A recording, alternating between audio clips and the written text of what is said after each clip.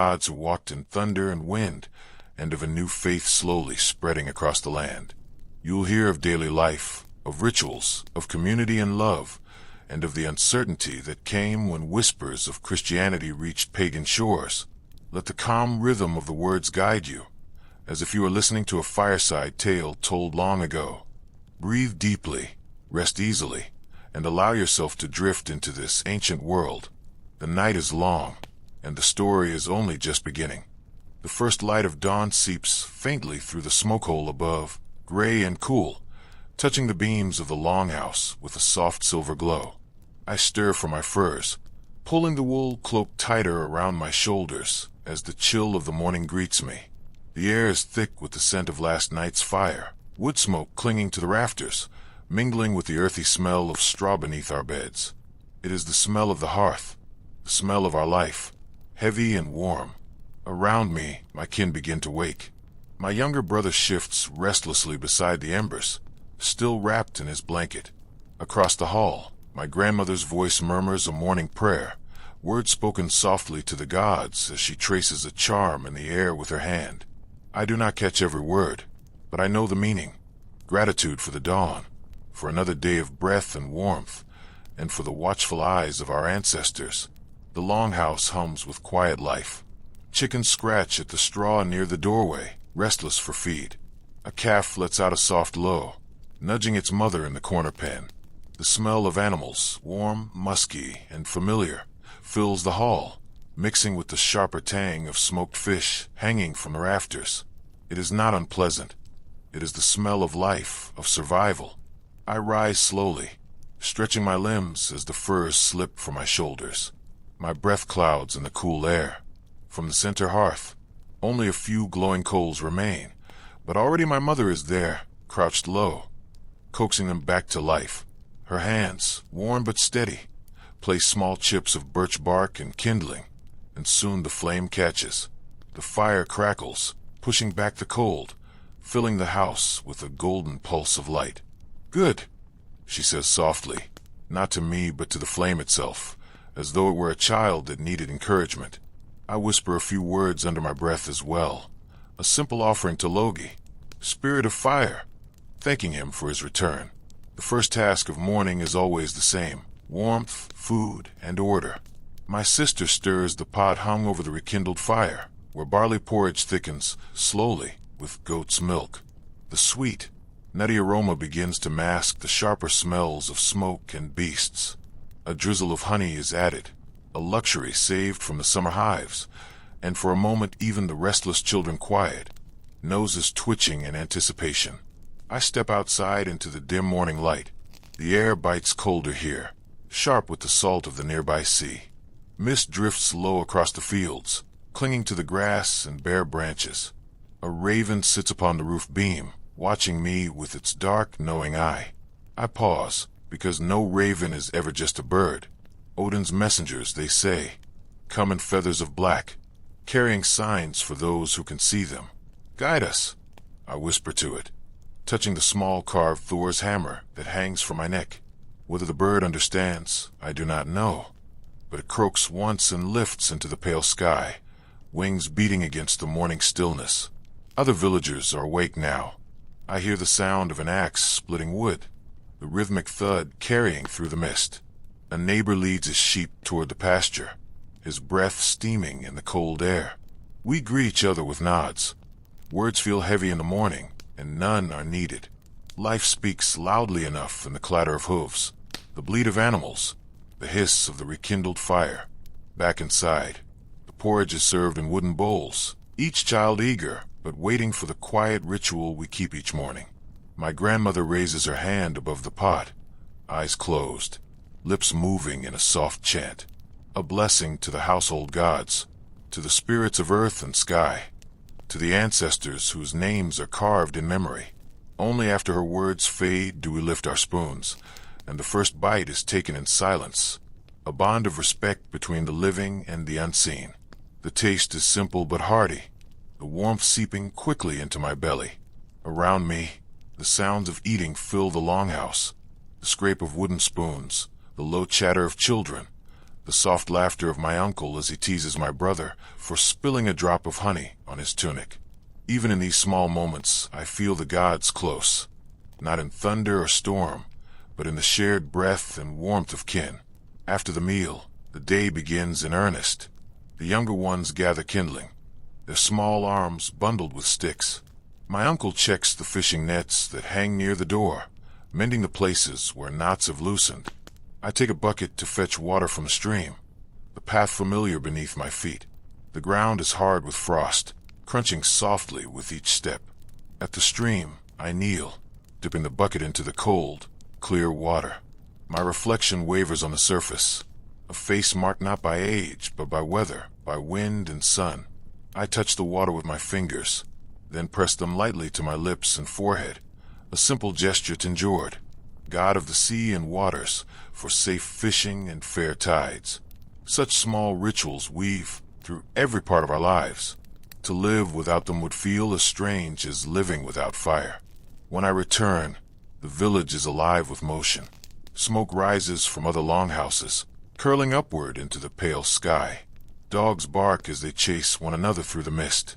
The sound of a horn echoes faintly across the fields, not a warning, just a call, perhaps from another farmstead greeting the day.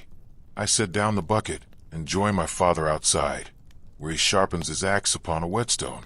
The steady scrape sings softly, each pass deliberate and patient. He glances at me, then at the sky. Fair weather, he says. I nod. Fair weather means good work in the fields, and perhaps safe sailing if the men take to the sea. I look again. The morning stretches on, and with it the tasks of the day. My father sets aside his axe for a moment and nods for me to follow him. Together, we walk toward the small byre where our animals are kept. The doorway is low, and we stoop as we enter. Inside, the cows shift lazily, their warm breath steaming in the cool air. One of the calves presses its nose against my hand, and I smile, scratching its soft head before guiding it back to its mother. We milk the cows in silence, the steady rhythm of the streams into the pail, the only sound. It is a patient work, not rushed, and I find myself humming softly, a tune my grandmother taught me, said to please Freya, who watches over fertility and the health of beasts. My father does not hum, but I catch the faint smile on his face as the song fills the dim stall. When the pail is full, I lift it carefully, and we step back into the morning air. The mist is beginning to lift, the pale sky brightening with the rise of the sun. Beyond the fields, the forest looms, tall pines standing like sentinels, their dark crowns swaying gently in the breeze. Somewhere within, a woodpecker drums against a trunk, the sound sharp and hollow, echoing through the stillness. The forest is both friend and danger. It gives us timber, game, berries, and herbs, but it also hides wolves, bears, and things less easily named. We respect it as we do the gods, with gratitude and with caution.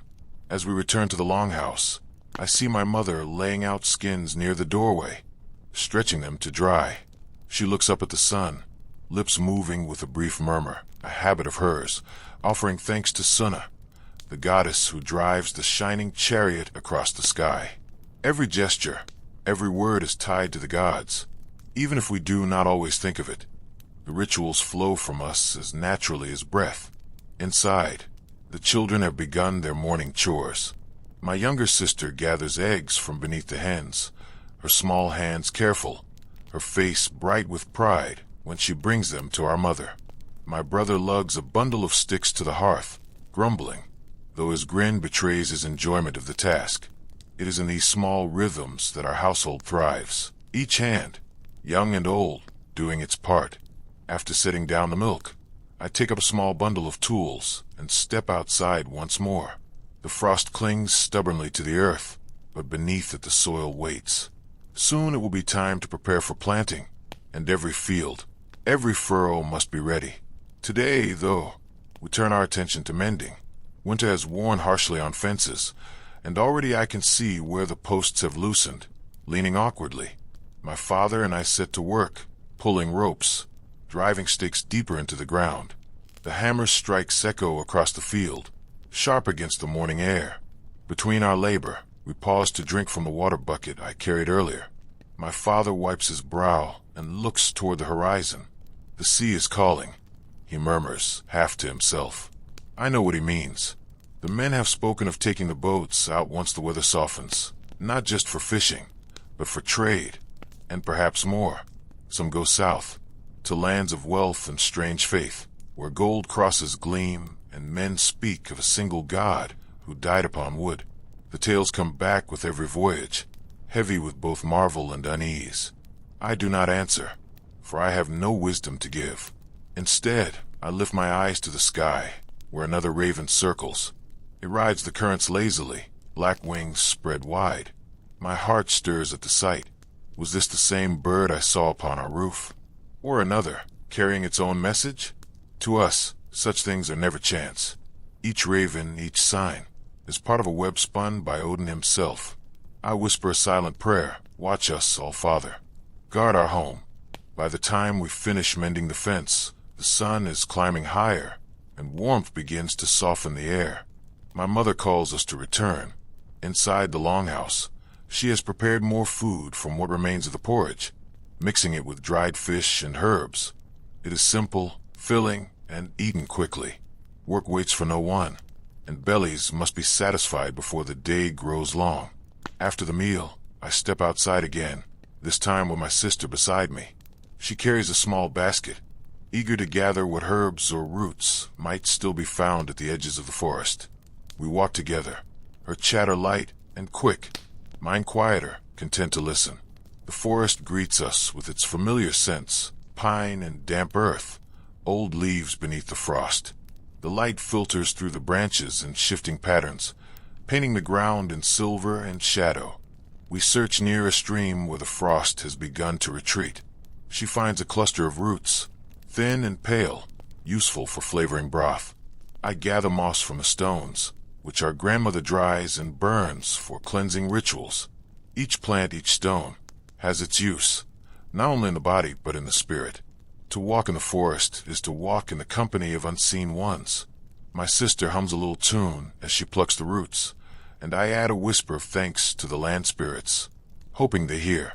On our way back, we pass beneath an old oak, its branches bare but strong. I pause, pressing my hand against its rough bark. The oak is sacred to Thor, and even without leaves it feels alive with power. My sister watches me wide-eyed and follows suit, her small palm pressed beside mine. For a moment, the two of us stand in silence, the chill forgotten, the world hushed. Then a gust of wind rustles the branches, and we smile, certain that Thor has heard. By the time we return, the village hums with activity. Men carry tools, women sort through stores of grain, children chase each other through the thawing mud, dogs bark and nip, the air filled with sound and life. My father speaks with our neighbor at the edge of the field, their voices low but urgent. I catch a word here and there, talk of travelers, of news from across the sea. The name of Christ is spoken, not loudly, but it hangs in the air like smoke. I carry the basket inside, setting it down for my grandmother. She takes the roots and moss with a nod, her eyes glimmering as she murmurs another blessing. I linger, watching the fire as it dances in the hearth, and I feel again the weight of the raven's gaze, the press of unseen powers all around us. The gods are near, always near. The sun has fully broken through the mist now, casting long beams of light across the village. The frost melts into droplets that glitter like small gems on the thatch roofs and wooden fences. The air is still sharp, but a promise of warmth lingers beneath it, as though the earth itself is preparing to stir. I return to the longhouse once more, this time to fetch my tools for the day's work. My mother is kneeling by the fire, whispering softly as she places a small piece of bread into the flames. It is a simple offering, a gift to the household spirits, to ensure their favor and protection. She glances at me as I pass, her expression calm, but her eyes reminding me that nothing should ever be taken without giving. I bow my head in quiet respect before stepping outside again. The children are gathered near the entrance, their play half serious, half ritual. My brother swings a stick like a sword, pretending to strike down invisible foes. while the youngest cheers him on. It is a game, but also a preparation. Every boy must one day learn to wield real steel, and every girl must know how to keep the home strong in his absence. Even in play, the gods watch, and the future breathes through their laughter. I walk down the narrow path that leads to the edge of the fields. There I meet my uncle, who is already bent over a broken plow. The wood cracked in the frost, and he curses softly, then smiles as he sees me. Together we examine the damage, our hands running over the grain, feeling where the repair must be made. The smell of the earth rises around us, damp and rich, even in its frozen state. Soon, it will be turned once more, and life will spring from it. As we work, voices drift from the distance, neighbors calling to each other, the bark of dogs, the clink of iron from the smithy. The rhythm of the village is like a song, each sound a note, each task an instrument. It is steady, familiar, comforting. I feel the weight of generations in it, the sense that I am only one voice in a chorus that began long before me and will continue long after. A hawk circles high above, its shadow slipping over the fields. My uncle follows it with his eyes. "Good hunting," he mutters, and spits into the soil, a sign to keep envy away, lest the bird's luck turn sour. I follow the hawk's path until it vanishes into the light, and a strange calm settles in me. Every creature carries meaning. Every sign is a message, if we are wise enough to read it. By mid-morning, the village is fully awake. Smoke curls steadily from each roof, blending into the brightening sky. Women carry baskets to and fro. Men shape wood and metal. Children run laughing between tasks. At the edge of the village, I see my grandmother standing with a group of others, her hands raised as she speaks. Though I cannot hear her words, I know their purpose. She's blessing the day, calling on the old gods to keep us safe, to guard our fields, our homes, our lives. I pause in my work and join in silently, tracing the sign of Thor's hammer in the air before my chest. A ripple of peace runs through me, and I know I am not alone in it. Around me, others do the same. Small gestures, whispered prayers, offerings of bread, milk, or grain. This is how we live, how we breathe, with the gods in every heartbeat, every shadow, every flicker of firelight. After the plow is mended, I walk with my uncle back to the village center. We pass a group of neighbors mending nets together, their fingers swift and practiced. They greet us warmly, offering a place at their work, but we decline. Our own tasks are waiting. Still, we linger for a time, sharing news, exchanging laughter, listening to stories of the night past. One man claims he dreamed of a wolf standing at the doorway of his home, its eyes glowing like embers. My grandmother, who has joined us, nods gravely, saying such a dream may be a warning of strife or an omen of power. The man listens, uneasy but respectful. Dreams, like ravens and storms, are not to be ignored. The morning stretches on, and with it the sense of connection grows, to the land, to the gods, to each other. I feel it in the warmth of the fire when I return to the longhouse. I hear it in the laughter of children chasing dogs through the mud. I see it in the hands of my father, steady and strong as he carves runes into a new beam for the roof, each stroke carrying both skill and prayer. By now, the longhouse is bright with light from the smoke hole above, the gloom of night replaced with the steady glow of day. My mother lays out the eggs my sister gathered, setting some aside for food and placing one carefully on the family altar, a gift to the spirits, to ensure the hens remain fruitful. My grandmother hums as she grinds herbs in a stone mortar, the sound low and steady, like the heartbeat of the house itself. And me, I sit for a moment beside the hearth, letting the warmth soak into my bones, watching the fire as it dances. In the flames, shapes shift and leap, animals, faces, wings. Some say that if you look long enough, the gods will reveal themselves in the fire. I do not know if that is true, but I know this. When I watch the flames, I feel their presence, as real as the breath in my chest. The morning is nearly done, and soon the tasks of midday will begin. But for this moment, the world feels whole, balanced, alive. I breathe it in, the smoke, the porridge, the salt of the sea carried on the air. I hear the voices of my kin, the sounds of work and play. I feel the weight of the gods all around me, unseen but never absent.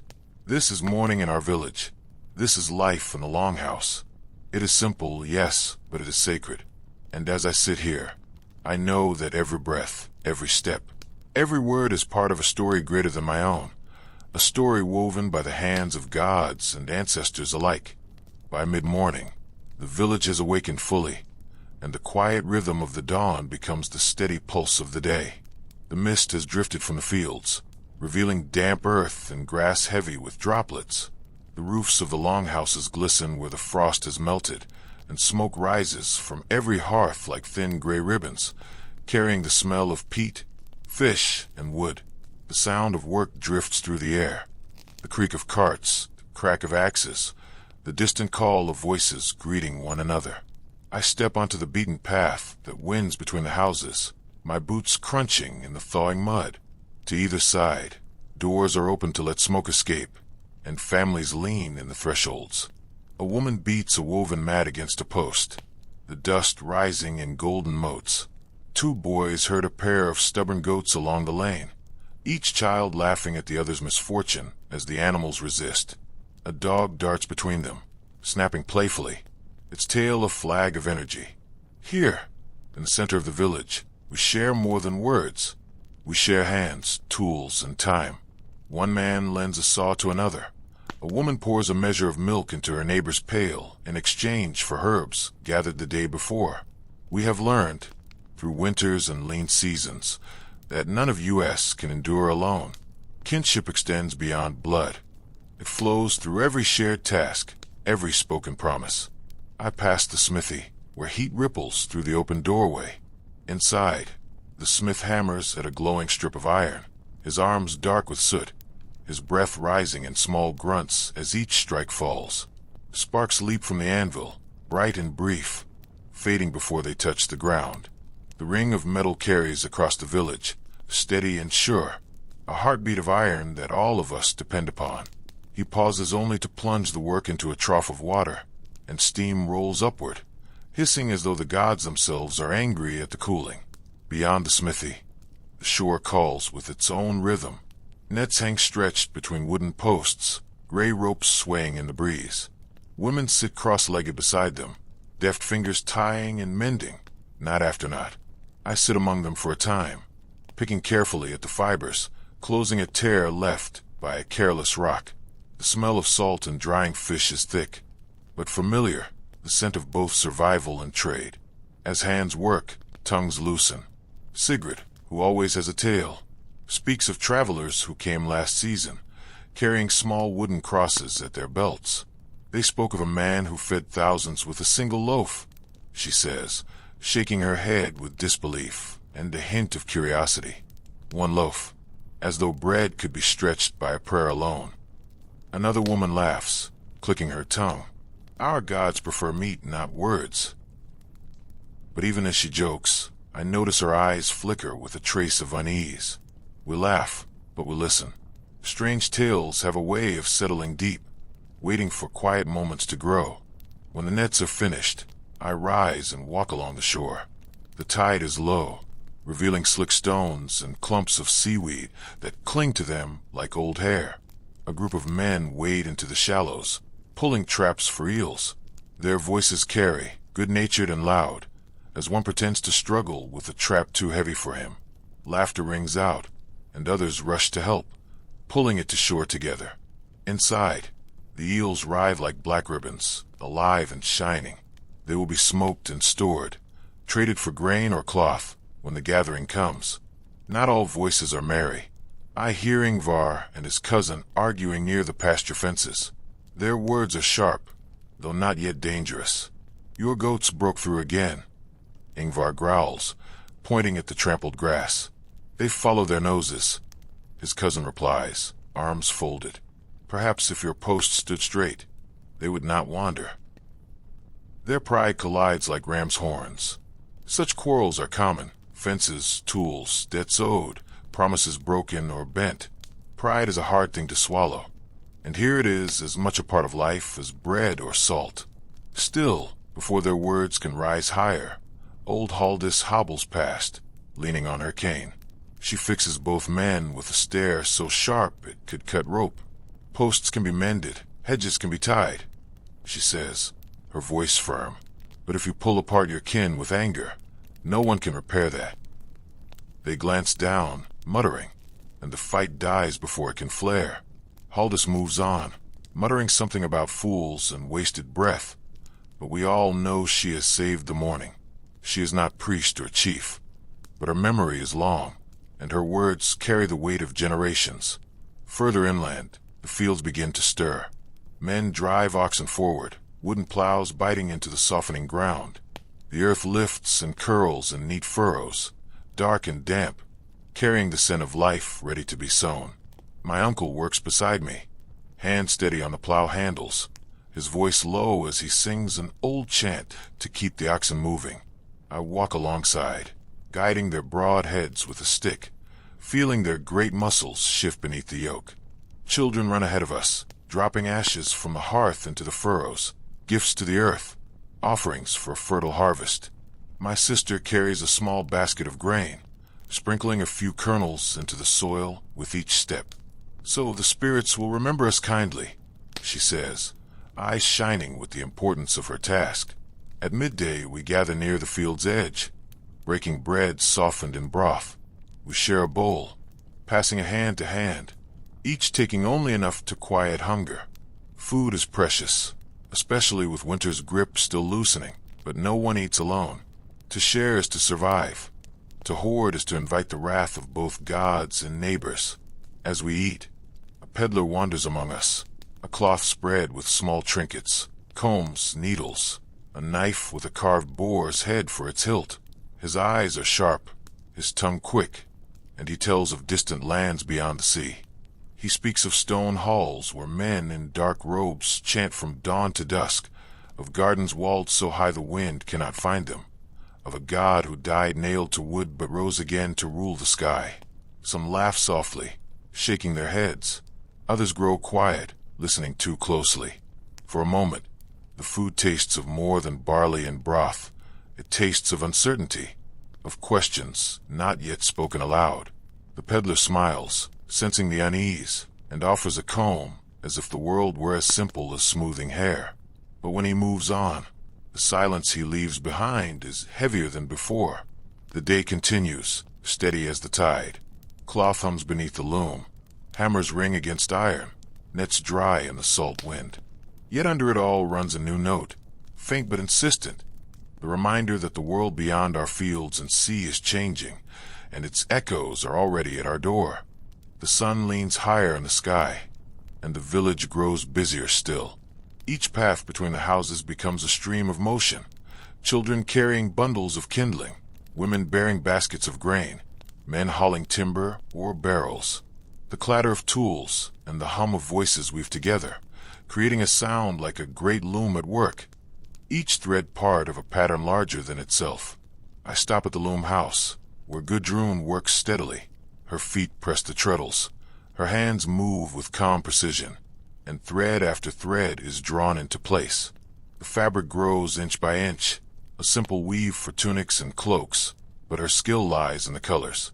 She has pots of dye bubbling nearby, herbs and barks steeped in water until the liquid runs deep green or earthy brown. Sometimes she will trade a length of dyed yarn for fish or honey, and her cloth travels further than she ever will, to markets, to gatherings, even across the sea with traders. She glances up at me only briefly before returning to her rhythm. For her, weaving is both craft and prayer, a quiet devotion to the spirits of order and patience. Not far away, 2 young men practice with staves in the yard. Their strikes are clumsy but full of energy, each one met with laughter when a blow glances off a shoulder or shin. Pride shines in their movements, not sharp pride, but the bright eagerness of youth, eager to prove itself. A small group watches, shouting advice and jeers in equal measure. Among them sit older men, arms folded, offering tips between chuckles. "Keep your knees bent," one says, "or you'll find yourself on your back before long." The boys grin and adjust their stance, eager to learn, eager to be seen. Beyond them, the sound of an argument cuts through the air, raised voices near the granary.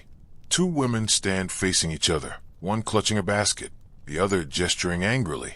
I cannot catch every word, but the dispute is clear. A measure of grain taken, a promise misunderstood. Pride again, rising like smoke. A small crowd gathers, some whispering, some frowning. At last the Gua himself steps forward, his voice calm but carrying weight. He listens, asks questions, and reminds them of the law of fairness. In the end, both women share a handful of grain with him as witness, swearing by the gods that the matter is closed. The crowd disperses, muttering, but peace is restored. Such moments are common, small storms passing quickly, leaving the air sharper but clear. The afternoon wears on, and I help carry timber to the edge of the village. A new boat is being built there, its ribs already taking shape like the bones of some great beast. Men bend planks with fire and water, coaxing them into curves that will ride the sea. The smell of pitch is thick, tar bubbling in a pot while brushes smear it along seams. A boy squats nearby, carving small runes into a scrap of wood. A blessing for the keel, he says, so that the waves will favor it. When the time comes, sacrifices will be made, blood spilled across the bow, to ask the gods for safe voyages. Standing there, I hear men talking of the sea, of journeys made and to come. Some speak of raids, others of trade, others still of lands where men bow before crosses of wood and stone. One man swears he saw a hall of white walls across the sea, filled with men in robes who chant all day, their god watching from a figure nailed to beams. Another says he met a Christian who would not eat horse meat, not even when starving. The men laugh at this, shaking their heads, but beneath the laughter is a trace of unease. Strange customs, strange gods, easy to mock, harder to dismiss. I leave them to their work and walk toward the fields again. The oxen plod steadily, drawing furrows deep and true. My father wipes sweat from his brow, his shirt darkened with effort. The earth turns beneath the blade, rich and dark, ready for seed. My sister runs between the furrows, scattering ash from her little basket, laughing as the wind catches it and carries it away. For her, this is a game. For us, it is a ritual. Ash feeding the soil, soil feeding us, and us giving thanks to the gods for both. At the edge of the field, I pause beneath a tall oak, its bare branches stretching toward the sky. I press my palm to the bark and whisper a prayer to Thor. The oak is his tree, and its strength runs deep into the ground. My voice is soft, barely more than breath, but the words carry weight. Protect our home, protect our kin, give us strength for the days ahead. The wind stirs the branches, and for a moment I feel as though he has heard. The village bellies are filled with work, but the tongues are filled with stories. Gossip flows as freely as water from the stream. Who will wed whom? Which field yields best? Which family's cow grows thin, while another's grows fat? Some tales carry laughter, others carry warning. One woman swears she saw a light on the horizon last night, as though ships were moving in the dark. Another claims she spoke with a traveler who said Christian kings gather armies to push north, to drive away those who still call on the old gods. No one knows if these tales are true, yet they cling to the mind long after the speaker has fallen silent. By late afternoon, the sun lowers toward the trees, and the air grows cooler again. Children return with baskets of twigs and roots, their faces smudged with dirt and pride. Dogs curl near doorways, tongues lolling after a day of running. The nets are folded, the loom rests, the oxen chew slowly in their yokes. The village begins to quiet, the frantic motion of the day easing into the slower rhythm of evening. Still beneath the surface, I feel it. The small unease, the whisper of change. The stories of crosses, of monks, of lands where one god rules alone. They hang in the air, invisible yet heavy. Our village continues as it always has. Our tasks unchanged, our prayers steady. Yet somewhere, beyond the horizon, the world shifts, and its echoes are carried here on the voices of travelers and the dreams of those who listen too closely. The afternoon slides toward evening, and with it comes a gentler rhythm. The hardest work of the day is finished, and now the tasks turn to mending, cleaning, and talking. Small groups gather in doorways or by the shore, their voices carrying in the still air. The smoke from the hearths grows thicker, curling slowly as the sun lowers, painting the sky in pale gold. I sit with my uncle near the racks where fish dry in the sea breeze. We cut strips of meat from the day's catch, rubbing them with salt before hanging them on hooks. The gulls wheel above us, bold and loud, but they do not come too close. My uncle spits into the dirt to ward off Ran, goddess of the sea, muttering that she has already taken enough of our kin. His words are sharp, but his hands are gentle as he works, careful not to waste even a scrap. Fish is coin as much as food. Every piece must be tended. Nearby, 2 women sew torn cloaks, the needles glinting as they rise and fall in the fading light. Their conversation drifts to me. Soft laughter, then more serious words. They speak of a traveler who passed through the village last week, wearing a cloak fastened with a cross instead of a brooch. He told them that in his land, women gather in great halls to pray together, their heads covered, their voices low. One woman wonders aloud what kind of gods would demand silence from women. The other shrugs and says perhaps such gods are jealous, afraid of women's tongues. They laugh again, but their voices are not entirely at ease. At the edge of the lane, the younger boys have taken to carving. With small knives, they shape bits of wood into figures, horses, boats, even rough faces of gods. One boy, his hair falling over his brow, holds up a small figure of a man nailed to a cross. The others jeer, asking what kind of god could be so weak as to die on wood. The boy shrugs, carving more carefully than before. I say nothing, but the sight unsettles me. Strange ideas have a way of creeping in, first as toys, then as whispers, then as truths. The air cools quickly, and with it the smells of the village deepen. Peat smoke, salt fish, the faint sweetness of mead warming in clay pots. A man passes leading a cart with a barrel bound tight in ropes. Ale, he says, for the coming feast. Children cheer as though the feast will begin that night, their joy loud and free. The man grins but warns them not to drink too soon. Ale has its time, and that time is not now. Still, the promise of it lingers, like a taste on the tongue. I walk toward the fields once more, watching the last of the oxen led back to their stalls. The furrows lie dark and ready, long lines cut into the earth like open hands waiting for seed. My father stands at the edge, wiping his tools and whispering thanks to the gods. He raises his eyes to the horizon, and I follow his gaze. There, the sea glimmers faintly, holding secrets in its restless waves. Ships will leave soon, carrying men to raid, to trade, to see lands we only hear of in stories. Some will return with wealth, some will not return at all. The gods decide such things, but still, men prepare as though effort might sway fate. As we turn back, I hear voices behind me, 2 neighbors speaking low. They talk of monks in the south, monks who build in stone instead of timber, who raise walls that do not burn and towers that touch the clouds. One says he heard they ring bells to call their god, and that the sound can be heard miles away. The other shakes his head, saying no god would answer to iron struck by man. Their words fade as we pass, but again the unease remains. When the sun dips low, we gather before the longhouses to share the last food of the day. Bowls of broth, bread, and dried meat are passed around, eaten quickly but not without ritual. My grandmother leads a blessing, calling on the gods to guard us through the night, to watch our dreams, and to keep the wolves from our door. The words are soft, but they weave a net of safety around us. No one eats before her blessing ends. As the sky fades to violet, the village slowly quiets. Children are called indoors, animals are penned, tools are stored. The smith's fire dies down, leaving only a faint glow.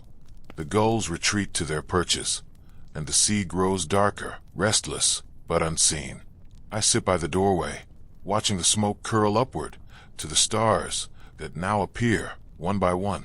The day is ending, yet its weight lingers in my chest. The laughter of children, the quarrels of men, the gossip of women, the murmurs of travelers. We are bound together, each of us, in a web of kinship and need. We share more than food and tools. We share hopes and fears, pride and doubt. Without one another, we would not survive a single winter. With one another, we endure.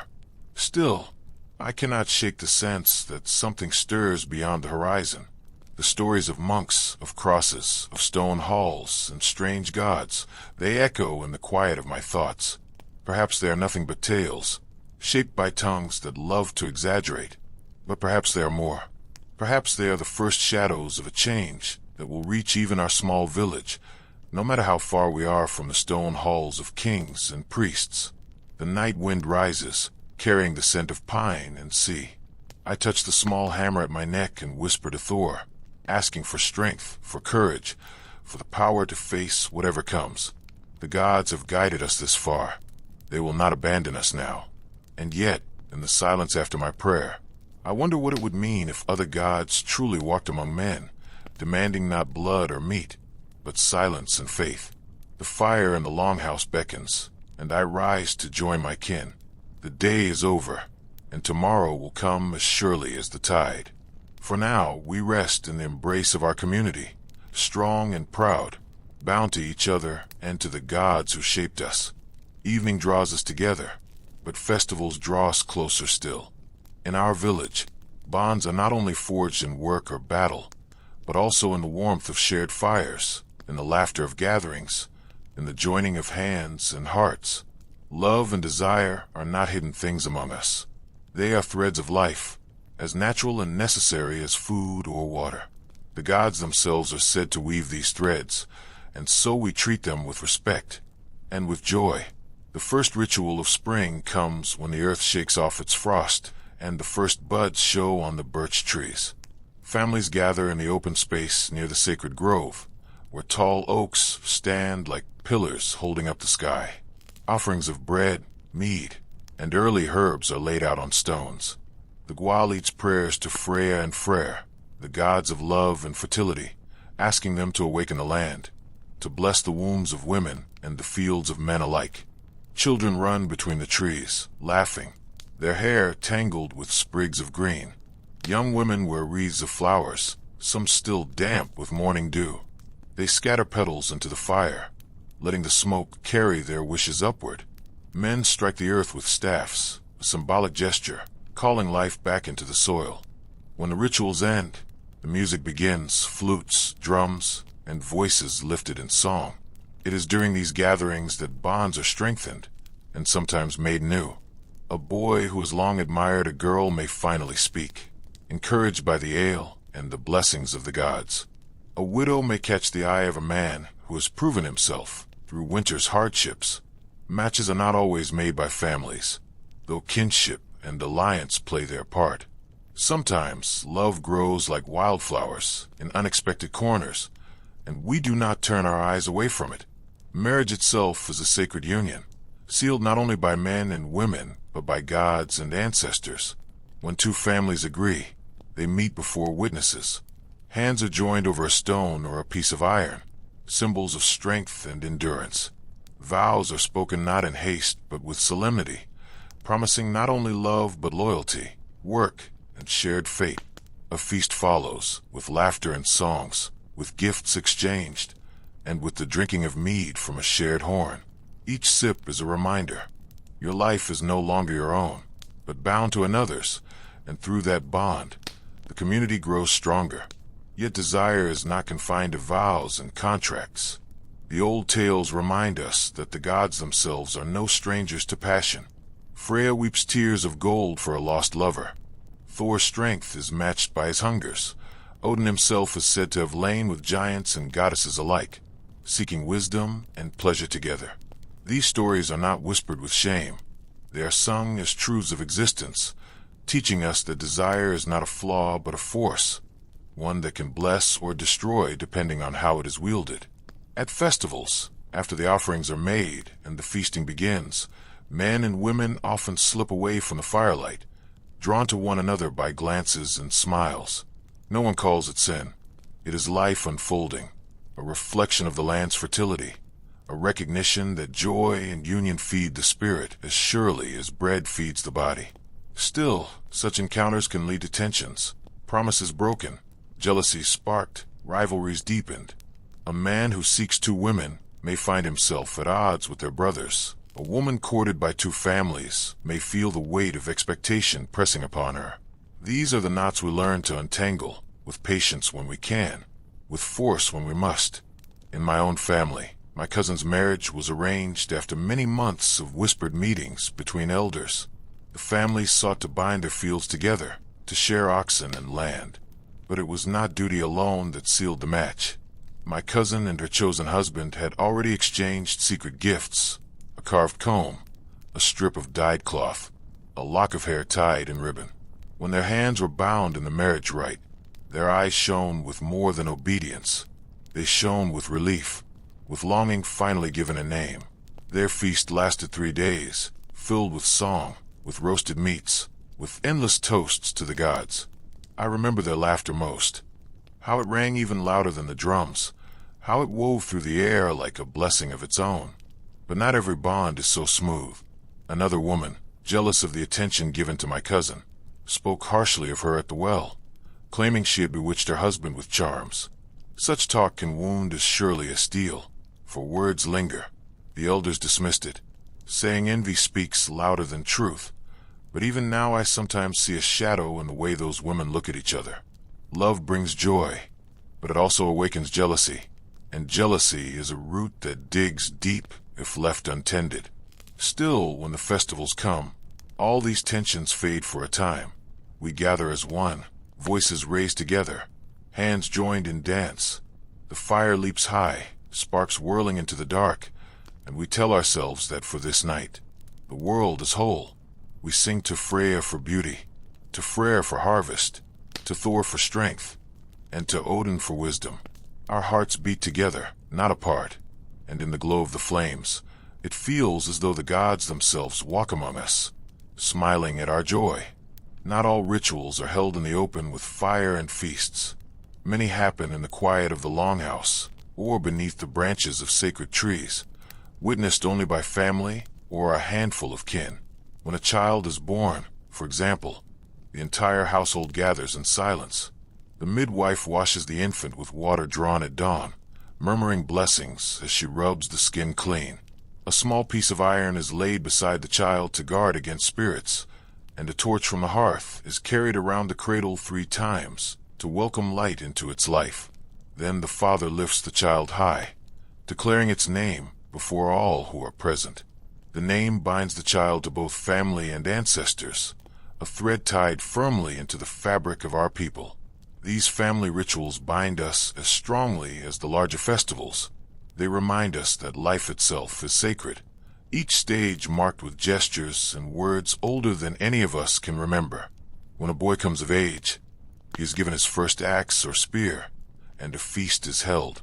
The weapon is more than a tool. It is a promise, a sign that he must protect his kin and stand ready when the gods call him to courage. For girls, a different rite is kept. The first weaving, the first loaf of bread baked, or the first herbs gathered alone. These too are signs of responsibility, of joining the circle of those who keep the household alive. But it is in the midsummer festivals that love and desire show their power most clearly. When the days stretch long and the sun lingers almost without setting, we gather in the fields to honor Freya and Freyr. Fires are lit on the hills, and people dance in circles, hand in hand, their laughter rising with the sparks.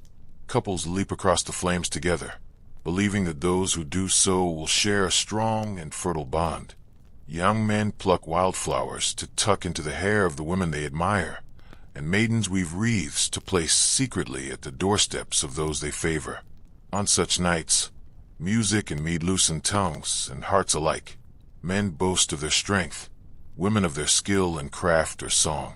Glances are exchanged like tokens, small smiles carrying promises more powerful than any words. Some couples slip away into the tall grass or the shelter of trees, their whispers carried away by the night wind. None condemn them. Desire is not shameful here. It is part of life, part of the God's own nature. To embrace it is to honor them. Still, not every union is free of burden. Families often arrange marriages to strengthen ties, to bind land or wealth together. These unions can be happy if affection grows between husband and wife, but sometimes they are little more than contracts, leaving one or both longing for something more. I remember one man in our village, married to a woman chosen by his father.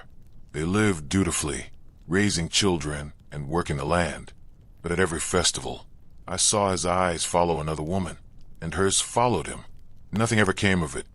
They were too bound by duty and fear of scandal, yet the air between them was heavy with what might have been. Such things do not remain unnoticed, and whispers always follow, like the rustle of leaves in a restless wind. The gods themselves do not shy from such complexities. We tell tales of Odin, who seeks wisdom and passion wherever he finds it, of Freya, whose lovers are many and whose tears of gold fall for the one she lost. These stories remind us that love is not always tidy, nor always safe. It can bind families together, but it can also set them against one another. In this, too, we see the will of the gods, that joy and sorrow walk side by side, each giving meaning to the other. During winter, when nights are long and storms lock us indoors, the bonds of kinship are tested in other ways. Families live close, too close sometimes, and tempers flare like sparks from a hearth. A careless word can wound. A small slight can grow into bitterness. Yet winter also brings closeness. Stories are shared by the fire, songs are sung, and lovers find comfort in each other beneath the firs. The dark and cold press in, but within the longhouse warmth and life continue. Many children are conceived during those nights. Born into the world as spring returns, their lives a testament to the power of survival and love in the harshest season. I recall one winter feast when the snow piled higher than the walls, and we could scarcely open the door. The air was heavy with smoke, meat sizzling over the fire, and the sound of laughter echoing in the rafters. A young man stood to sing, his voice strong and clear, and all grew quiet to listen. His song was of longing, of a maiden with hair like wheat and eyes like the summer sky. When he finished, he looked across the fire and met her gaze. She smiled, and everyone knew the song was meant for her. Their union was sealed not long after, and though their marriage was arranged to bring two farms together, the seed of affection had already taken root that night. But love can also stir jealousy, and jealousy can fester into rivalry. At the same feast, another man who admired the same maiden grew bitter. He drank too much ale, muttered curses under his breath, and finally stormed out into the snow. Later he returned shamefaced, his pride wounded but his anger cooled by the night air. He apologized before all, offering a carved brooch as a gift of peace. Such gestures matter, for they keep the bonds of the village from fraying. Pride must bend, or else it will break us all. So it is that our rituals and relationships are bound together, woven like threads on Gudrun's loom. Every offering, every dance, every vow, every touch is part of a greater fabric. To live without them would be to live cut off, alone, and no one survives alone. Love gives us children, marriage gives us allies, desire gives us joy, and even jealousy gives us lessons. The gods smile or frown as they will, but it is we who carry their patterns in our lives. The bonds of love and ritual are not always simple, yet they give our village its shape and strength. When disputes arise, it is often the gods who are asked to decide. In matters of marriage, for instance, omens are watched with care. If a raven circles above the longhouse where the betrothal is discussed, it is taken as Odin's approval. If the wind howls suddenly down the chimney, it may be seen as Thor's warning to reconsider. We do not trust only our eyes or hearts. We look to the unseen to guide us. Betrothal feasts are as much about the families as about the couple themselves. Gifts are exchanged, weapons, livestock, or fine cloth, symbols of the wealth and strength each side brings. The couple stands hand in hand, their wrists bound with a length of red wool, while witnesses recite blessings. Mead is poured into a single horn, and both drink from it, sealing their promise not only before men, but before the gods and ancestors. When the horn is emptied, it is thrown to the ground.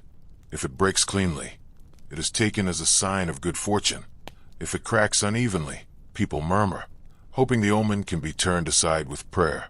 After the vows, the feasting begins, lasting sometimes for days. Songs are sung of past heroes, but also of love. Verses playful, wistful, or bold. Men and women take turns challenging one another with riddles or boasts, laughter ringing through the hall. Children tumble at the edges of the firelight, learning already that these gatherings are the heart of our life together.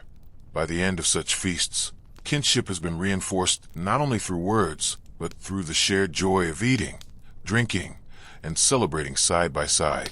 But there are quieter rituals, too, almost hidden. When a man sets out to court a woman, he may carve her name in runes on a small piece of wood and leave it at her door. If she returns it tied with ribbon, his hope is answered. If she burns it, the matter is closed. Sometimes love begins with nothing more than a glance across the fields, sometimes with words exchanged at the well, sometimes with a song sung by firelight, and sometimes, despite all ritual and custom, hearts are pulled in directions no one expects. Such is the way of life, and even the gods seem to smile at its unpredictability. At festivals, especially during midsummer and midwinter, the air itself seems charged with possibility. I have seen couples leap together across the flames, hands clasped, eyes shining, and the crowd cheering them on. I have seen maidens leave wreaths upon the water, watching to see which direction the current would carry them, believing it revealed the path of their future love. Some rituals are old as stone, others as fleeting as laughter, but all are woven into the tapestry of who we are. Not every story ends in harmony. Once, two men quarreled bitterly over the same woman, their pride stoked by ale and by the whispers of others. Words became blows, and the blows drew blood. The woman herself wept, saying she would not take either if it meant tearing the village apart. The Gwa intervened, and both men were made to sacrifice at the grove, asking the gods to cleanse their pride. In the end, the woman married another entirely, one who had waited patiently and spoken little.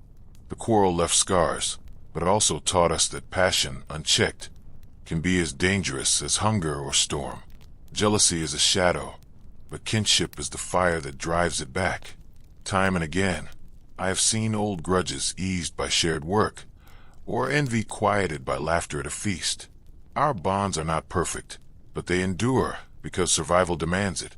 The gods may stir our hearts toward love or rivalry, but it is we who must choose whether to let those stirrings bind us closer or tear us apart. As night falls after a festival, the village glows with the warmth of togetherness. The fires burn low, embers glowing like stars scattered across the earth. Couples lie close beneath firs, whispering, while children drift into dreams, their heads heavy with song. The elders sit by the hearth, voices lowered, speaking of days long gone and of what the omens may yet reveal. And above it all, the gods are present, in the crackle of the fire, in the murmur of the wind, in the steady beat of our hearts. I lie awake sometimes after such gatherings, staring at the rafters of the longhouse. The smell of smoke and mead still clings to the air, mingling with the scent of sweat and wool. Around me, can breathe softly and sleep.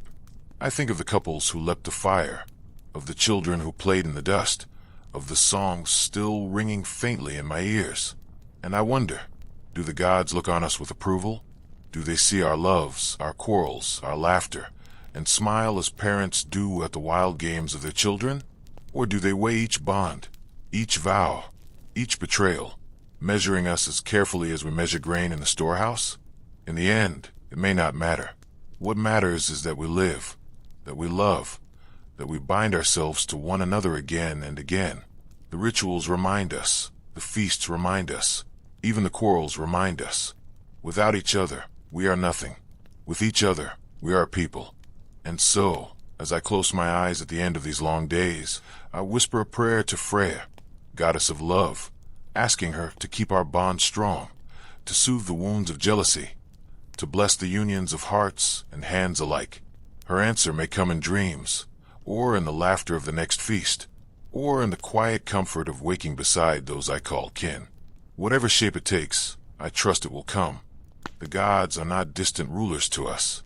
They are not locked in halls far from our reach, nor hidden in books that only a few may read.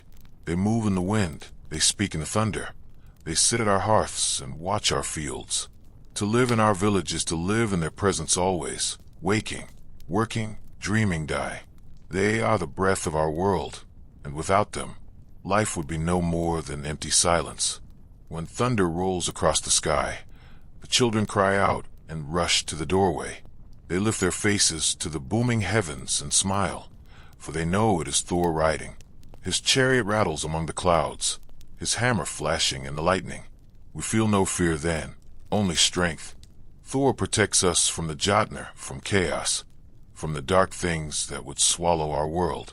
When the storm passes, leaving the air clean and sharp, we whisper thanks to him.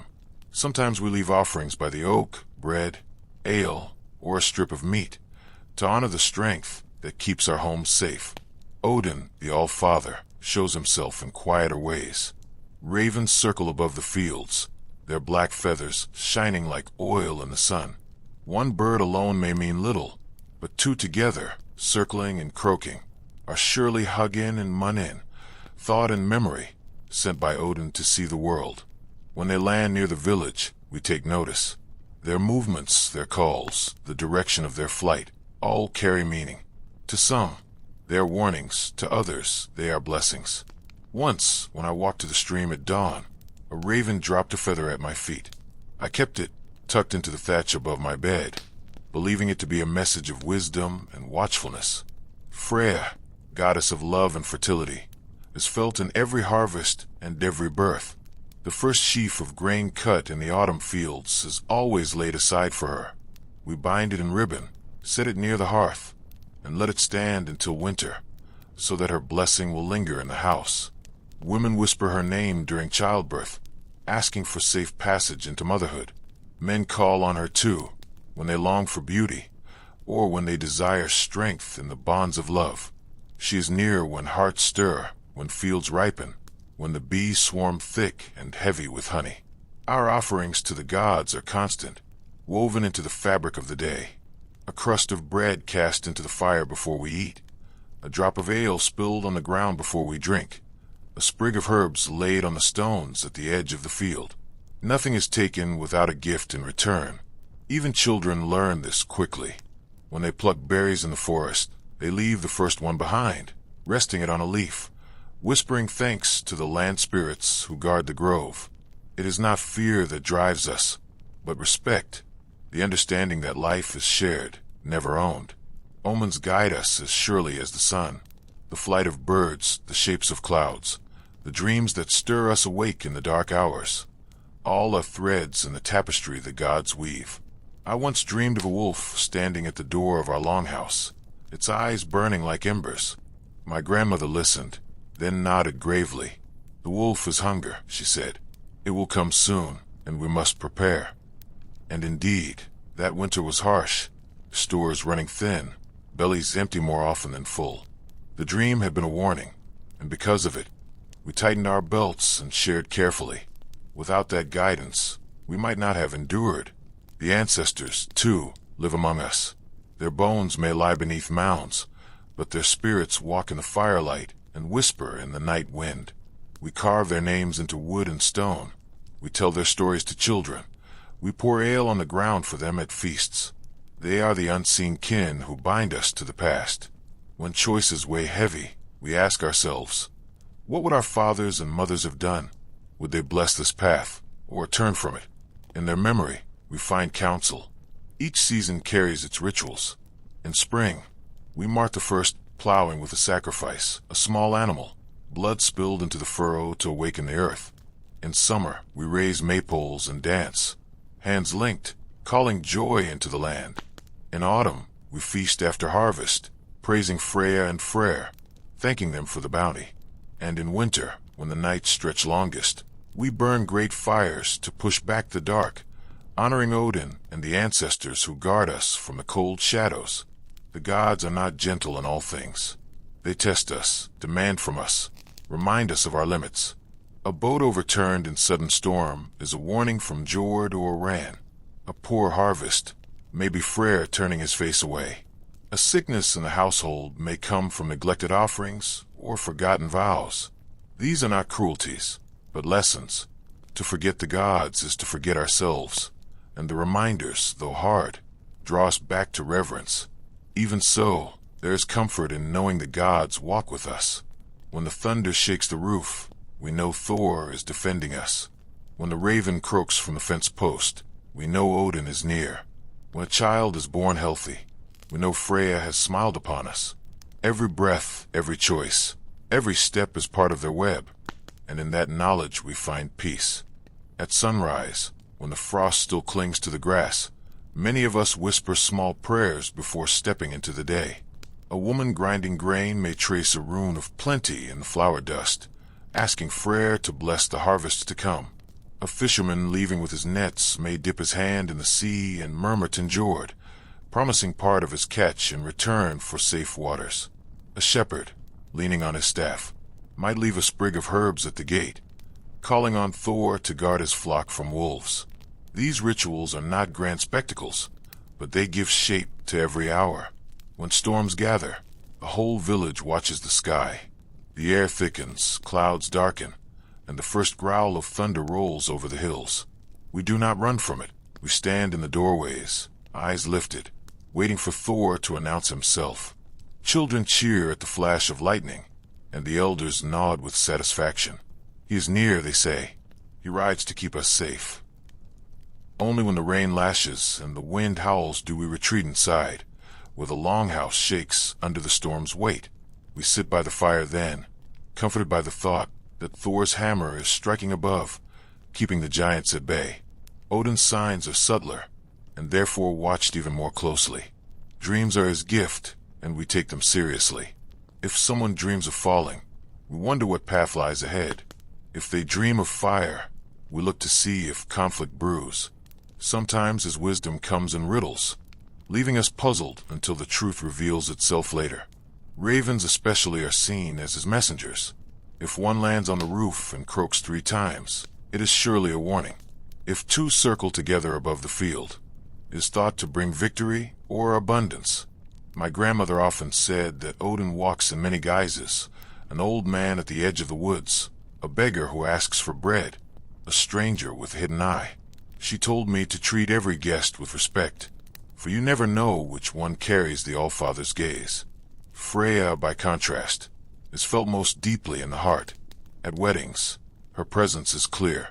The couple's hands are bound with red ribbon, and the gua invokes her blessing for love, fertility, and beauty. Women whisper her name during childbirth, and men carve a rune on their tools to call for a favor in prosperity. Her symbols are woven into clothing, painted onto door frames, and etched into jewelry. When the fields grow heavy with grain and the orchards sag with fruit, we say Freya walks among them, her touch ripening every seed. Offerings are woven into all these moments. Before every meal, a portion is cast into the fire, a piece of bread, a drop of milk, a sliver of meat. We do not eat until the gods have been fed first. At the turning of seasons, larger sacrifices are made. A goat may be given to Thor, its blood sprinkled on stones and tools. A boar may be offered to Freyr at Yule, its flesh shared among all, its spirit carrying our thanks into the other world. We believe the gods hear us not only in prayer but in action, in the giving of what sustains us. The omens of nature are as binding as any spoken law. If the first bird seen in spring is a raven, we expect a year of wisdom and perhaps hardship. If it is a swan, we hope for peace. A sudden gust of wind during a council may be taken as Odin's sign of approval, while fire sputtering during a sacrifice might warn us to reconsider. Even small things carry meaning. A cup spilling at a feast, a dog howling at night, the crack of ice in the river, all are read as messages.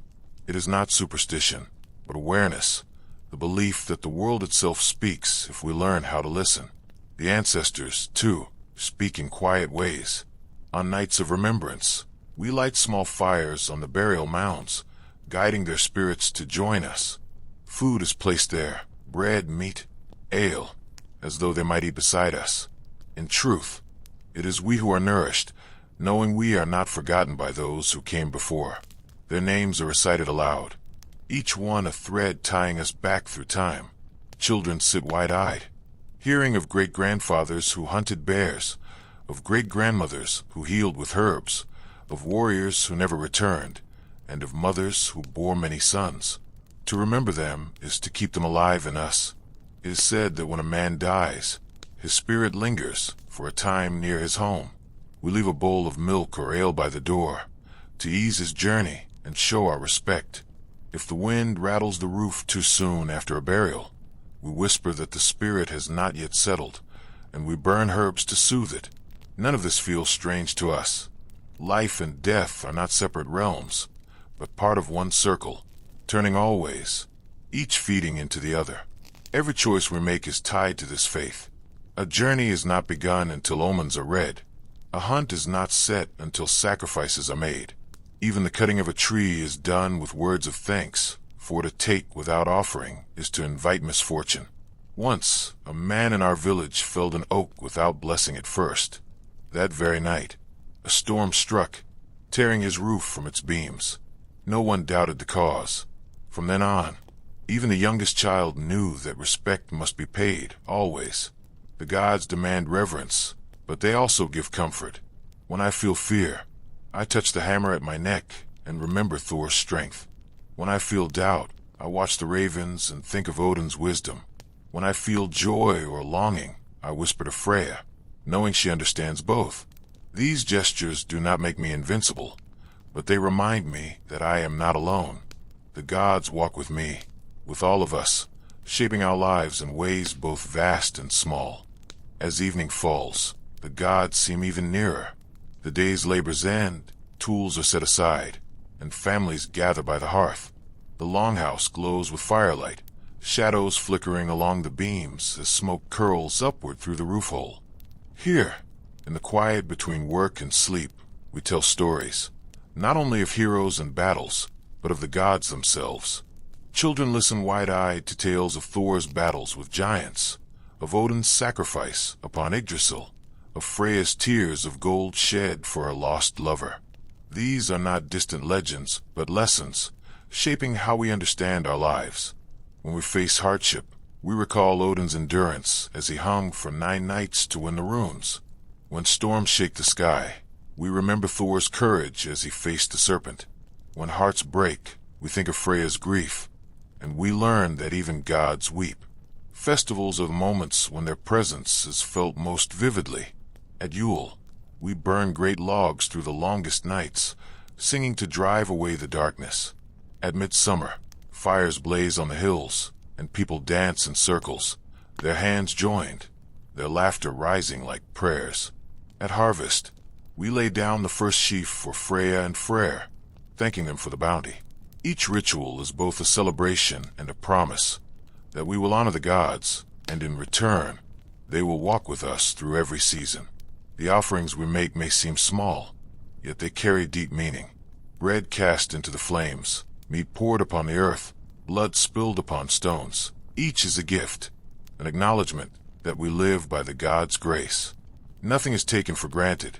Even when slaughtering animals, we whisper thanks, touching the blade to the ground before the cut, asking that the spirit depart in peace. To eat without gratitude would be unthinkable, a betrayal not only of the beast, but of the gods who made it. Omens linger in everything. The crack of firewood, the flight of geese across the sky, the sudden silence of birds at dusk. A dream may guide a decision more strongly than the neighbor's counsel. A raven calling at dawn may set the tone for an entire day. Some men scoff, claiming to see no meaning in such things, but when misfortune follows them, the rest of us are not surprised. To ignore the signs is to close your ears to the gods, and no one can live deaf for long. The presence of the ancestors is felt just as strongly. At night, when the wind rattles the walls, we sometimes say it is the voices of those who came before, reminding us to keep the hearth burning. During feasts, we pour ale upon the ground for them, inviting them to join us. Children are named for their grandparents, and it is believed that a spark of the ancestor lives again in the newborn. Death is not an end, but a turning, a passing into another form of presence. I remember one autumn night when the sky filled with the northern lights. The green and red curtains rippled above us like banners carried by unseen hands. The elders told us it was the ride of fallen warriors, chosen by Odin to join him in Valhalla. We stood in silence, awed by the vastness of it, and I felt the gods closer than ever before. In that light, it seemed possible to believe that every soul, every prayer, every offering was part of a greater story than any of us could tell alone. Daily life is shaped by this faith. When we plan journeys, we seek omens first. When we heal the sick, we call on air, goddess of medicine. When we craft, we whisper to the dwarves who dwell beneath the mountains. When we fight, we invoke Tyr, who gave his hand for the sake of honor. Every task, no matter how small, is tied to something greater. To live without this connection would feel as strange as living without breath. There is comfort in this closeness, even when fear lingers. We fear storms, sickness, hunger, yet we also know these are not random cruelties. They are reminders from the gods, urging us to honor them more deeply, to live with greater care, to remember our place in the web of the world.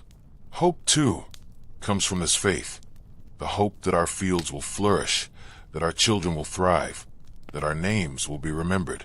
As I sit by the fire, watching the flames dance, I feel the gods all around me. Thor in the strength of the hearth's crackle, Odin in the shadows shifting against the beams, Freya in the warmth of family gathered close. They are not far away. They are here always, in every breath and heartbeat. When sleep finally comes, it is with the sense that the gods walk with us into dreams, guiding us even in rest.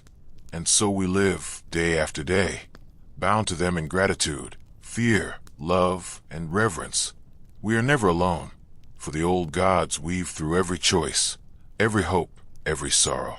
Their presence is the fire that warms us, the storm that tests us, the harvest that sustains us.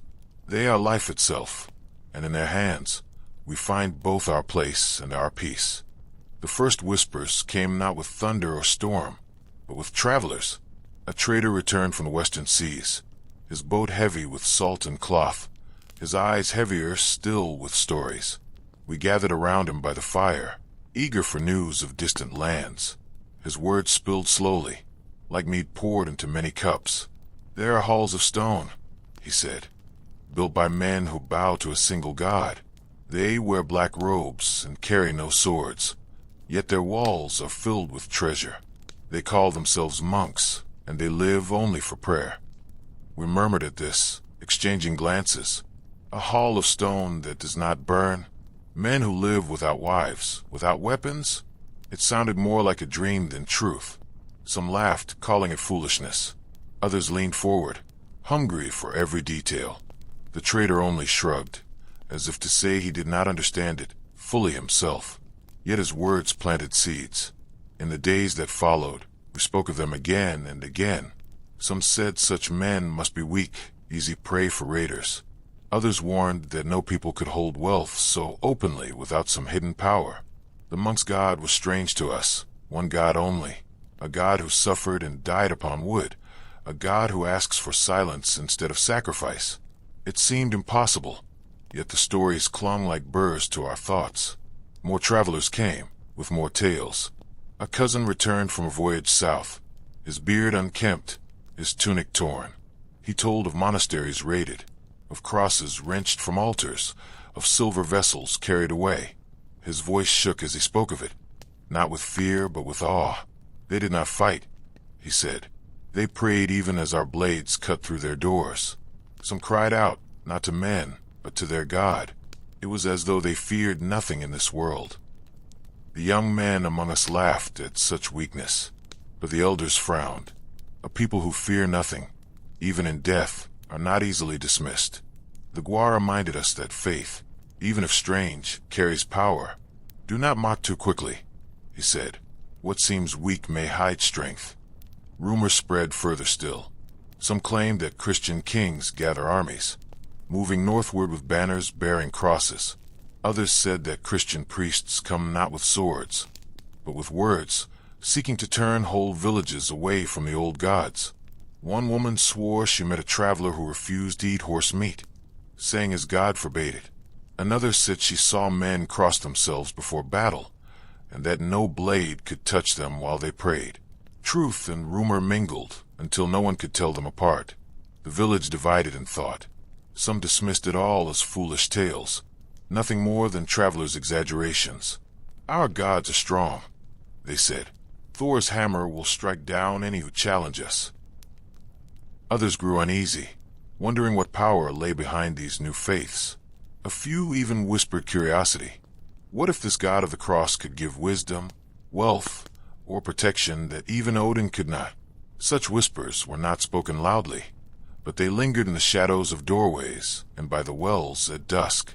Still, fear found its way into our daily life. Men sharpened their axes more carefully, their eyes watching the horizon.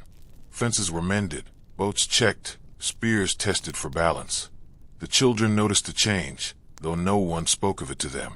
They played games of raiders and monks, shouting prayers and swinging sticks. Their laughter rang through the fields, but beneath it lay an unease that even they could not name. In the longhouse, the talk grew heavier at night. By the fire, we debated whether to raid the Christian lands ourselves, to take their treasures before their kings turned their gaze toward us. Some argued it was folly, tempting a god we did not understand. Others said the treasures of monasteries lay waiting, guarded only by chants and silence. My father shook his head. "It is not the silver that troubles me," he said softly. "It is the kind of men who would give their lives to protect nothing but prayer. Such men may lose battles, but they do not lose faith. That is harder to fight." The gods were called upon more earnestly in those days. Before each voyage, sacrifices grew larger. Goats, sometimes even cattle, were offered to Thor, asking for a shield arm to guard us from strange enemies. Freya was given the first sheaves with more care, her name whispered longer into the night. Odin, too, was invoked as wisdom sought. His ravens watched with greater attention. When two birds flew low over the village one morning, the Gwa declared it a sign that Odin himself was watching our choices. We took it as comfort, but also as warning. The All-Father waits to see how we will act. As weeks passed, the rumors did not fade. Instead, they grew, like distant thunder that will one day break into storm. Some said Christian raiders had burned villages in the south. Others claimed pagans who turned to the cross were spared while their neighbors perished. Whether truth or not, the tales pressed upon us, shaping our thoughts like hands shaping clay. And so, we sharpened our blades by lamplight, tested our shields, and trained a young man with greater seriousness. Yet even in this, we felt the presence of the gods. Thor in the swing of the hammer, Odin in the wisdom of strategy, Freya in the bonds of kinship that held us close. We did not know what future awaited, but we knew the old gods had not yet abandoned us. Still, in the quiet hours, as the fire dwindled and the longhouse grew still, I sometimes thought of those monks in their halls of stone. I wondered what it meant to pray without fear of death, to bow to one god only. I wondered if their god looked northward, his eyes already upon us. And though I clutched the hammer at my neck and whispered Thor's name, a shiver sometimes passed through me, as though change itself had entered our hearth, waiting silently for the right moment to speak. The unease did not pass with the turning of days. If anything, it deepened, woven into the rhythm of our lives. Even as we plowed the fields and mended the nets, the talk of crosses and monks seemed to follow us. It was on every tongue at the well, in every pause at the loom, in every murmur after the evening meal. We could not escape it, for the world beyond our shores was pressing closer. One evening, a ship returned to the inlet, its crew weary but alive. Among them was a man from our own village, a cousin to my uncle. His hands were blistered from oars, his cloak torn at the hem, but his eyes shone with the strange brightness of one who has seen what others cannot imagine. He told us of a monastery they had raided far to the west. "It was unlike anything I have seen," he said, his voice low. Walls of stone, taller than the height of 3 men. Inside, the halls echoed with voices, but not of warriors. They were monks, robed in black, singing as we broke their doors. They did not lift a hand to fight. They clutched their books and their crosses, even as we seized their silver. Some knelt before us, whispering prayers. Others stood silent, as if death itself could not frighten them. We listened in silence, the fire crackling between us. His words carried weight heavier than the silver he described. To face raiders without fear, to die with prayers on the lips rather than screams, such defiance was unsettling. It was not the strength of arms, but of faith, and we all felt it. When he finished, he drew from his pouch a small cross of silver. It was plain, yet somehow it gleamed with a strange power in the firelight. He set it on the ground, and no one touched it. Some crossed their arms, uneasy, as if the thing might leap to life. Others leaned closer, curious, their eyes reflecting the flicker of flame on metal. My grandmother murmured a prayer to Thor and spat into the fire, as though to drive off any spirit it carried. The debates grew louder in the days that followed. Some men argued that we should raid more of these monasteries, for they held riches beyond imagining and little defense. Others said to attack such holy places might bring a curse upon us, that their God would not forgive desecration. The younger men scoffed, eager for wealth and glory, while the elders shook their heads, warning that unseen powers are the most dangerous of all. Women, too, spoke of these things. At the loom, they whispered of strange rules, that Christians forbid certain foods, that they shun marriage of kin, that their priests demand silence from women in their halls. To some, it seemed laughable. To others, it sounded like chains wrapped in words. Yet one woman, thoughtful and quiet, said perhaps their God brought order, a way of living that kept peace. Her words were met with laughter at first, but not everyone laughed. Some grew thoughtful, staring at the floor as though weighing her meaning. The Gua called a gathering, and we met in the open near the sacred grove. The air was heavy with the scent of pine, the ground damp from recent rain. He spoke of the rumors, of the travelers, of the silver cross now hidden away in the storehouse. The gods have kept us strong, he said, his voice carrying in the hush. Thor protects, Odin guides, Freya blesses our fields. We must hold fast to them, for they have not failed us. Yet we cannot close our ears to what comes from beyond the sea. If raids bring wealth, let's take it, but never forget to offer to the gods first. And if their faith is strong, let us be stronger still. His words soothed some, but not all, for even as he spoke, a raven circled above the grove, croaking once before flying northward. Some took it as a sign of Odin's watchfulness. Others wondered if it was a warning. In the evenings, the men sharpened weapons with greater care. Axes ground against whetstones, spears straightened and balanced. Shields were mended, their wood tested for cracks. Not all expected Christian raiders to come, but the thought of them, armies under a foreign god, pressed on us like a shadow. Better to be ready, even for ghosts, than to be caught unprepared. Children noticed the change. They mimicked the sharpening, tapping sticks against stones, their play full of cries of Thor's hammer, and the cross god comes. Their laughter rang out, but there was a strange edge to it, as if even their games carried the unease of the adults. In the longhouse, we sat closer to the fire, listening to the wind and wondering what it carried.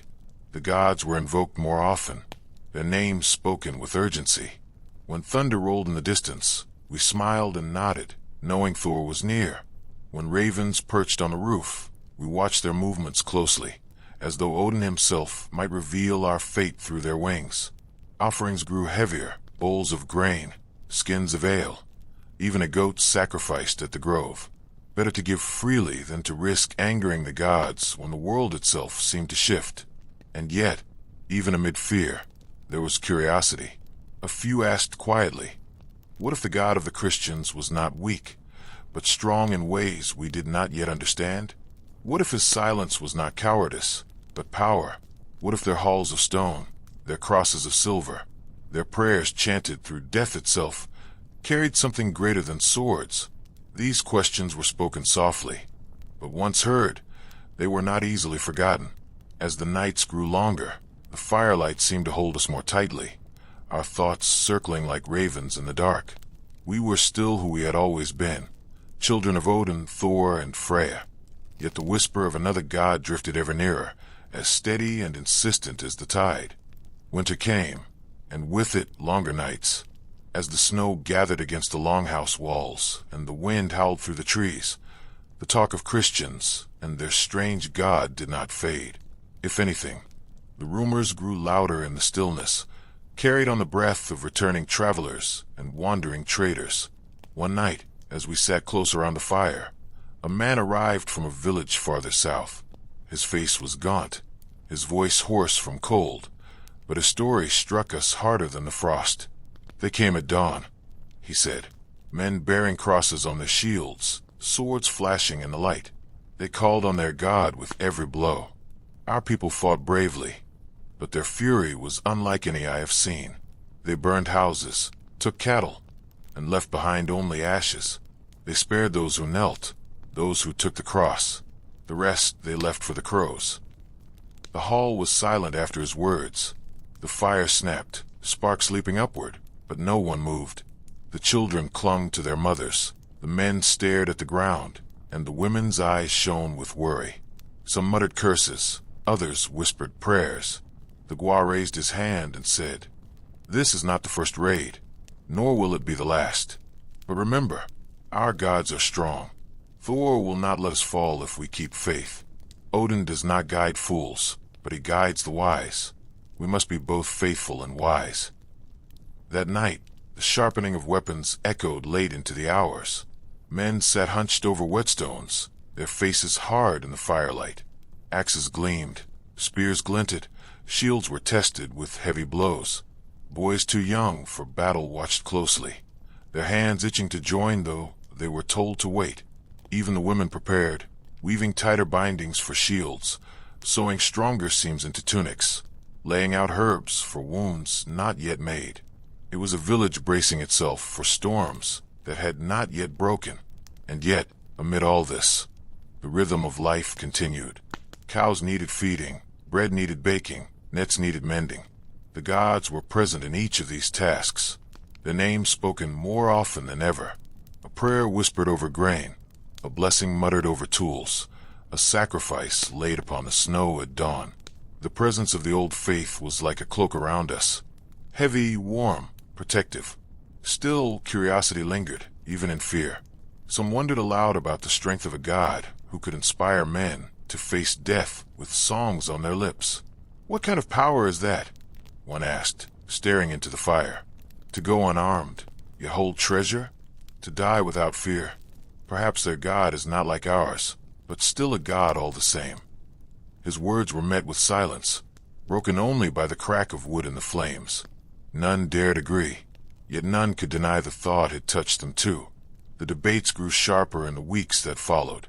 Around the hearth, some argued that these Christians were fools, blind to the true gods of storm and fire. Their faith is weakness. One man spat, "A man without a weapon is no man at all." Others countered that faith itself was a weapon, and perhaps the Christians wielded it better than steel. My father listened to both sides, his face shadowed. "Mock them if you wish," he said finally, "but do not underestimate them. A man who does not fear death is dangerous. We must meet faith with faith, courage with courage." And so we turned even more to our own gods. At Yule, the sacrifices were larger than any in years past. A great boar was slain for Freyr, its blood spilled on the snow, its flesh shared among all. Fires blazed high, driving back the winter dark, and we sang until our voices cracked. Children danced, couples leapt to flames. Elders raised horns to the ancestors. It was a night of defiance, a promise that we would not bow, not now, not ever. Yet even as we sang, I could not help but wonder if the Christians sang too, in their stone halls far away. Did their voices rise as ours did? Did their God hear them as ours heard us?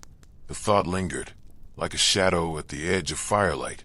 When the storm winds howled outside and the snow pressed against the walls, we drew closer together, our hearts warmed by kinship and faith. We were still who we had always been, children of Thor's thunder, Odin's wisdom, Freya's love. And yet, the world was shifting. We could feel it in the tales of raids, in the gleam of a silver cross, in the whispers that no storm or sword could silence. Before sleep, I touched the hammer at my neck, tracing its shape with my fingers. "Thor," I whispered, "give us strength. Odin, give us wisdom. Freya, give us love enough to endure." The fire burned low, the longhouse quieted, and still the rumors echoed in my thoughts. Change was coming, whether by sword, by faith, or by both. It was already on its way, and so we waited, sharpening our axes, watching the skies, and praying to the gods who had always guided us. The night stretched long, but even in the silence, I felt their presence, fierce, protective, unyielding. Whatever storms might come, we would meet them as we always had, together, bound by kinship and the old faith, trusting that the gods still walked beside us. We climbed the grassed hill together at first light, families and neighbors moving as one slow current. From the top you can see everything that makes our life. The inlet like a bright knife, the furrowed fields, the dark belt of forest that holds the wind. We carry what we will give, warm loaves, bowls of barley, skins of ale, bundles of herbs, and the quiet intention that turns food into offering. Around the fire pit we planted stakes and dressed them with greens and red ribbons. Children ran ahead with birch wreaths, crowning each other and the dogs too, their laughter lifting into the clean air. The Gwa stood at the circle's edge with a boarhead pin at his shoulder and raised his hands until the murmur fell away. He named the gods as we drew close: Thor and Odin, Freya and Freyr, Jor, Tyr, Air, each name like a bead on a cord that passes through our palms. We brought a coal from the village hearth so the hill's flame would be sister to our home fires. Birch kindling caught, then the thicker logs. Smoke rose straight and then bent a little with the breeze. "They hear," the Gwa said, not loudly, and those near him carried the words farther round. We gave first shares of bread and ale to the flames. Crust darkened, foam hissed as it met the heat. Only then did we eat and drink, quiet as the wind through grass. A dog shook its ears, a child stifled a cough. The hush held. One voice began a song, the Gwa's wife, low and sure. Then others joined, some steady, some shy. Drumbeats counted the heart. A bone flute set a pale line over the top, like sun on ripples. I have known this melody since I was small.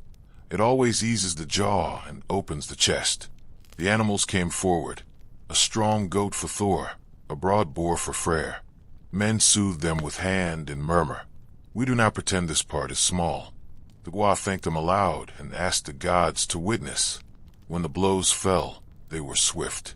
Blood steamed red on the stones. With a green bough he sprinkled posts and people, not to stain but to bind, as if a thin cord ran through us all and needed only this wet touch to pull tight. After solemnity, the day opened like a door. Meat turned on spits, fat hissed on firebrick. The air grew rich enough to make the mouth water. We cut loaves, unwrapped butter, set out pickled roots bright with dill. A barrel thumped, the bung leapt, ale foamed into jugs. Laughter returned, not loud but easy. Dancers formed two facing lines, hands joining and parting, steps answering steps. Little ones trailed in a crooked chain, wreaths slipping over one eye. The drum quickened, boots thudded. The grass took our patterns and kept them a moment before springing back. Near the fire, storytellers found the smooth patch of ground worn by years of feet. They beckoned with a lifted brow and a held breath. We crowded close for the old tales. Thor's hammer lost and found, Odin's bargains, Freya's necklace and the trouble it wove. Our own stories, too. How a ship came home on a torn sail and a prayer. How one woman's jars fed many in a lean year. Children leaned on elbows. Elders smiled at places they knew were coming. All the while a thread of unease ran beneath the bright weave. No one spoke of it openly, but glances slid to the sea and to the ridged path. Rumors travel like the wind through chinks. Crosses lifted where hammers once hung. Stone halls that won't burn. Men who pray in battle and do not cry out. This festival was our reply. Not a shout, but a straightening of the back, a reminder that we belong to something older than rumor. When the dancers paused, we made the rite of wreaths. Maidens stepped forward wearing flower crowns. Those seeking blessing on love or marriage or childbearing tied ribbons to the garlands. The guar's wife carried each wreath to the hill's edge where the wind is clean, and held it so the light shone through its green. She whispered Freya's name. We answered it soft as surf. The wreaths hung then from the stakes, ribbons fluttering like small pennants, quiet prayers set to air. Around the circle I offered hands where they were needed, a shoulder under spit, a knife to carve meat for waiting bowl, a fresh knot where a streamer had slipped. Everywhere I felt the braided strength of doing together. We eat because we all carry. We sing because we all breathe. We believe because believing together makes the world hold. A raven dropped onto the far stake. Perhaps it had been there, and I had only just noticed. It cocked its head, so one bright eye took in the fire and the ring of us. A child whispered Odin, and hid behind her mother's skirt, as if she had said a spell too loud. The bird croaked once and shook its feathers. At that homely sound a small tremor passed through me, as though the unseen laid a hand on my shoulder and pressed to tend. Toward dusk the Gua called us close again. We feast because we live, he said, and because we live together. We remember, too, that the world beyond our hill grows louder with other names. Let them speak. We answer not with scorn, but with steadiness. Tonight is for joy, tomorrow is for work. Both belong to the gods. He needed say no more. The drum began. Someone laughed. The hill glowed orange and gold. For a moment it felt like the center of the world, and for us it was. And still, under the taste of salt and smoke, under the song and the soft thud of feet, the faint current of change moved. Hard to see, easy to feel, like the first pull of tide long before the wave. As the sun lowered, the fire swelled brighter. Sparks leapt upward, their brief lives vanishing into the dusk. The smell of roasting meat drifted heavy, mixed with butter on warm bread, honey on oatcakes, and the faint tang of ale. People gathered in loose circles, passing bowls and horns, eating with quick fingers and laughing through full mouths. The dogs prowled the edges, eyes fixed on the spits, rewarded here and there with scraps. The drum found a deeper beat, and soon feet were stamping in rhythm. The dancers shifted from the simple circles of day into the faster patterns of night. Men and women leapt together, hands locking, then breaking apart only to meet again. The ground trembled faintly with the pounding, and the air seemed alive with motion. Children collapsed, giggling at the edge.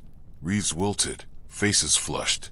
The music carried even those who only watched, shoulders swaying, toes tapping, lips mouthing half-remembered verses.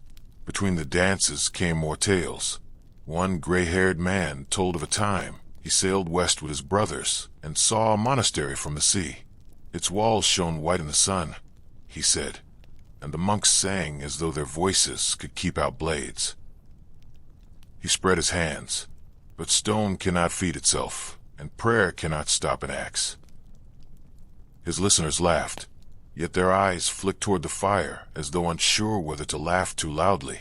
Another storyteller spoke of Thor striking down the Midgard serpent, and the crowd roared approval at every blow, as if by cheering they lent him their strength. The feasting grew louder, yet through it all I felt a thread of unease. It was not in the words, those were full of boasting and cheer, but in the pauses between, the glances toward the horizon, the way people drank deeper than usual. We wanted joy, and we had it, but it carried an edge, as if we danced not only for celebration, but in defiance of something unseen. As night thickened, the sacrifices were remembered again. The goat's bones were lifted from the fire, cracked so the marrow might be shared. The boar's fat dripped onto embers, sizzling like small voices. The Gua lifted a horn, red with wine, and poured a stream onto the ground. For the ancestors, he said, who feast with us unseen. We answered with raised hands, some with tears in their eyes, for in these moments the long line of the dead feels near. Fathers and mothers, warriors and weavers, children taken too soon. Their names are not forgotten. The flame carries them back to us for a while. When the horn was emptied, A hush settled. Even the dogs lay down. The fire's light flickered across faces solemn now, not joyous. We listened to the crackle as if it were speech. Somewhere in the dark a raven called. A woman crossed herself quickly. The Christian sign. Learned from some traveler perhaps. She flushed when others noticed, but no one spoke. Still, the gesture hung in the air like smoke that does not drift away. Then a younger man leapt up, breaking the silence with a laugh. He began a bold song of battles and raids, his voice strong, his verses half boast, half jest. Relief rippled through the crowd. Horns were raised, voices joined, the solemn mood shaken off. Yet the memory of that quick crossing hand stayed with me. It was a reminder that even here, on our own hill, the new faith's shadow could slip among us. The night wore on with more dancing, more stories, more meat and meat. The flames painted the posts red and gold, the ribbons fluttering like tongues of fire. Couples slipped away to the dark edges, drawn together by ale and laughter and something older than both. The elders sat with grave calm, drinking slower, watching the young with half smiles, half sighs. The children slept at their mother's feet, curled against cloaks, faces lit orange by fire glow. Through it all, the gods were invoked again and again. Thor in the pounding drums, Odin in the raven's croak, Freya in the laughter and the clasp of hands, Freyr in the full bellies and the shining fire. Their presence was thick as the smoke, woven into everything we did. We were alive, we were together, and for this night, it was enough. Yet beneath that warmth, the unease lingered. Change was not here, not yet, but it pressed closer with every rumor. We could feel it, the way you feel the sea pull back before a wave. We sang louder, we danced harder, we feasted deeper, not only for joy, but to remind ourselves that the gods were still with us, and we with them. The fire burned lower as the night deepened. Sparks drifted into the dark, glowing for a heartbeat before vanishing. Around the circle, some voices still sang, but more had softened into murmurs or quiet laughter. The smell of meat was fading now, replaced by the sweeter scent of smoke and spilled ale. Dogs curled near the embers, and the children slept, their small chests rising and falling in the orange glow. The Gwa stood once more, his cloak heavy with ash. He lifted a half-empty horn and spoke low, but his words carried in the hush. We have given, and we have feasted. The gods walk among us still. Let no man doubt that our lives are bound by their strength. He poured the last of the drink onto the ground. The earth hissed as if thirsty. A murmur of assent rolled through the circle, tired but steady. Afterward we sat in clusters, sharing stories meant only for the dark hours. Tales of dreams that felt like omens, of ancestors seen at the edge of firelight, of voices heard in the storm. The young leaned forward, hungry for mystery. The old spoke with care, weighing words as though each might tilt fate itself. The raven called again from the dark, closer this time, and no one laughed. Some whispered Odin's name, others pressed charms at their necks. A man spoke then of rumors from the south, villages burning, men forced to kneel before the cross, treasures seized in the name of another god. His words were quiet, but they rippled through us like a chill wind. We stared into the fire, each of us seeing not the flames, but the shadows beyond. No one argued with him, no one mocked. We all knew the stories too well now. The silence was its own kind of agreement, and yet, even with unease stirring, the festival held its warmth. Couples leaned close, hands entwined. Friends shared horns, heads bent together in laughter. Mothers tucked cloaks more tightly around their children. It was as if the gods themselves wrapped us in their cloak, saying, "For this night, be at peace." When the first gray touched the horizon, the singing faded into quiet.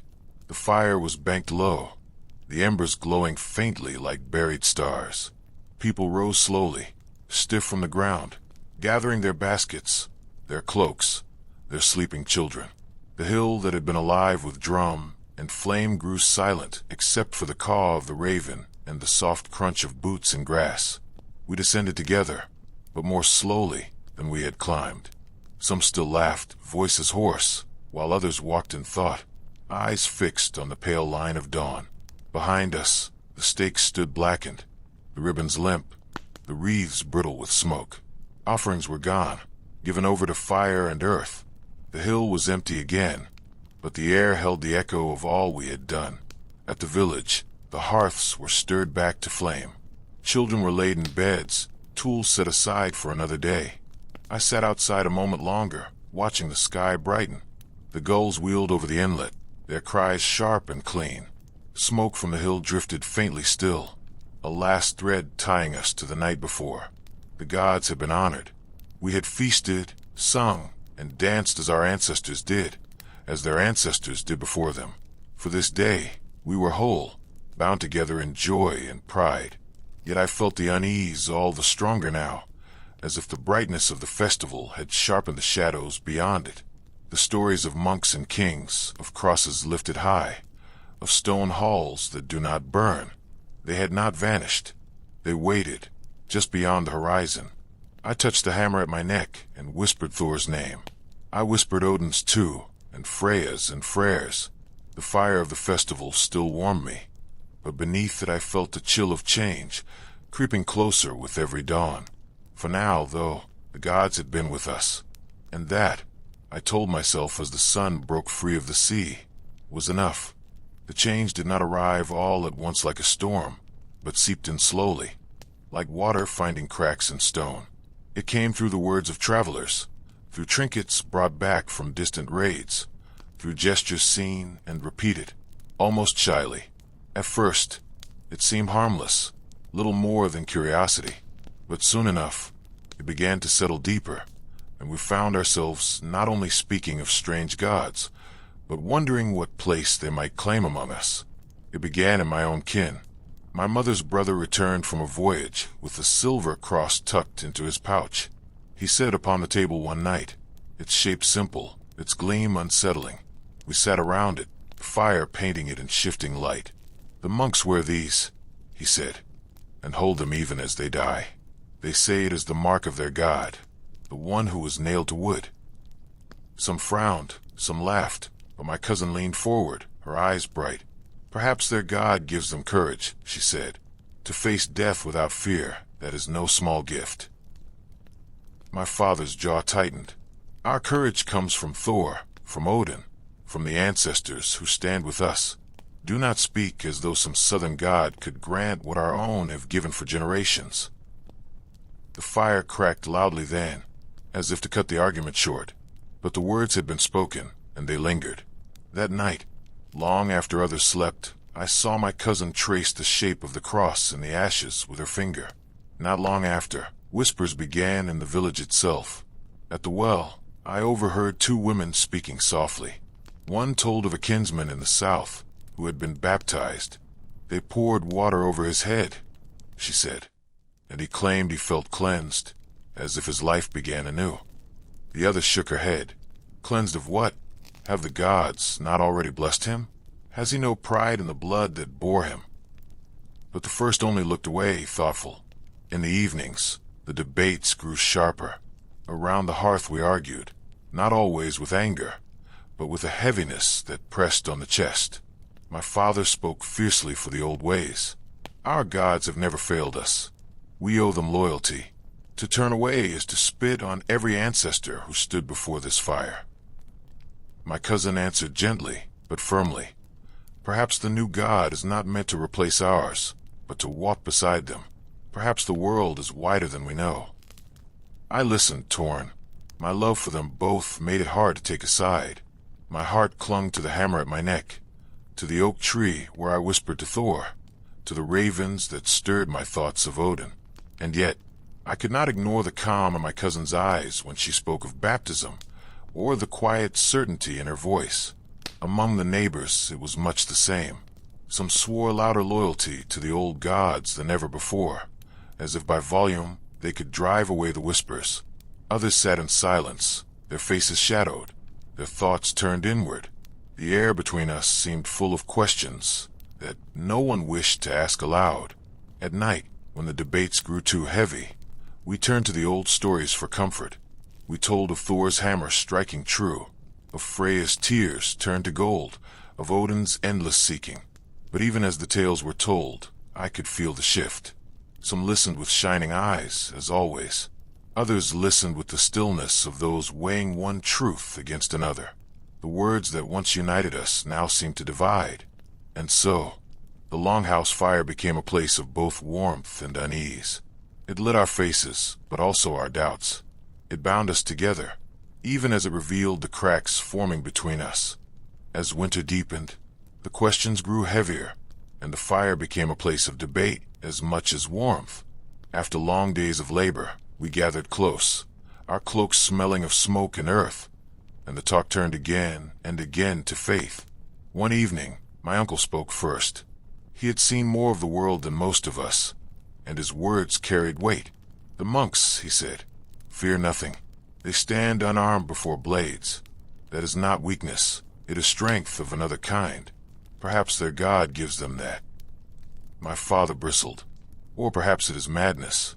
A man who throws away his sword throws away his life. Our gods teach us to fight, to endure. Courage is not in closing your eyes to death, but in standing against it with steel in hand." The fire spat sparks, as though echoing the clash of their voices.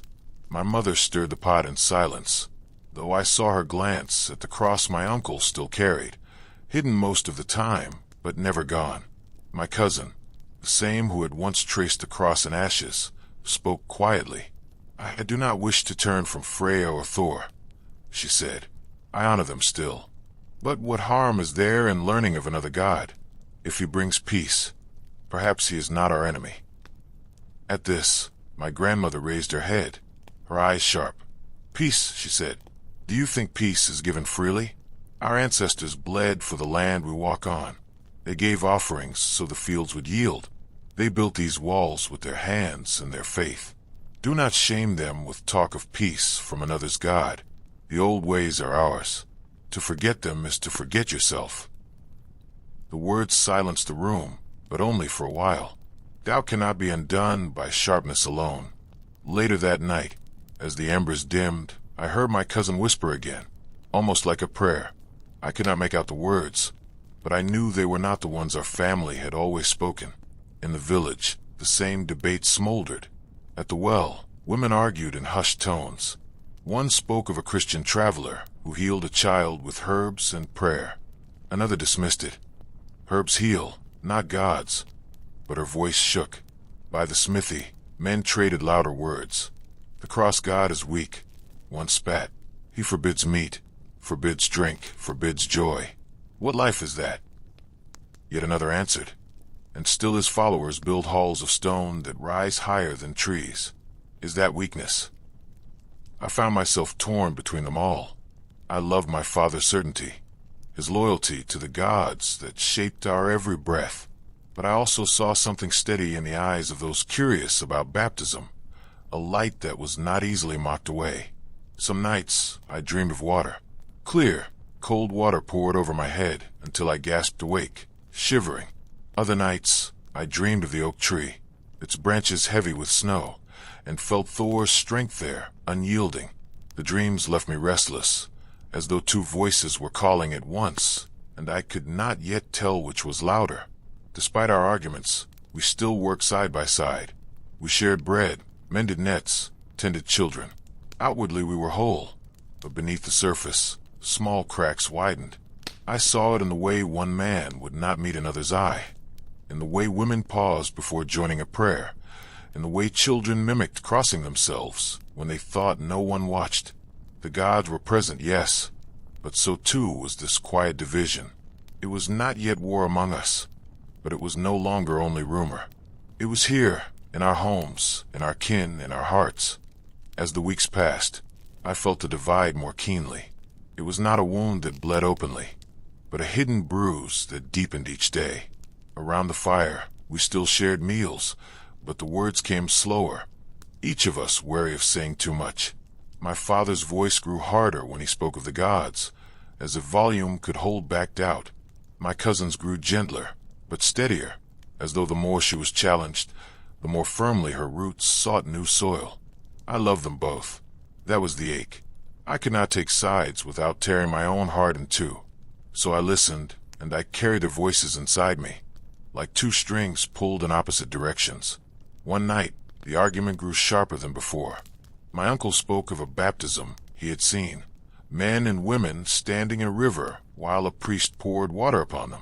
They rose from it with faces shining, he said, as if reborn. My father struck the table with his fist. Reborn? Do you think the water makes them new? Our blood makes us who we are. Our ancestors bind us, not a priest's trick. The room fell silent. The children stared wide-eyed, sensing the storm, though not the words. My cousin placed her hand on my father's arm, but he pulled it back. For the first time, I felt fear, not of swords or storms, but of love itself breaking under strain. Later, when the house slept, I lay awake, staring at the beams above. I thought of Thor's hammer at my chest, heavy and certain. I thought of the silver cross in my uncle's pouch, gleaming with a strange, quiet pull. Both were symbols, yes, but more than symbols. They carried lives, choices, futures. I wondered if the two could ever walk together, or if one must always shadow the other. In the village, the same patterns unfolded. Friends who once laughed together now argued at the ale barrel. Some swore louder oaths to the old gods, promising never to bow to another. Others grew quiet, listening, watching, holding back words that still shaped their hearts. Even in the laughter of children, I sometimes caught the trace of it. Games of crossing themselves, games of calling Thor's hammer down. They did not know the weight, but they carried it already. Despite it all, we remained bound. When the nets tore, all hands mended them. When snow fell heavy, all shouldered shovels. When a child fell sick, herbs were fetched from every house.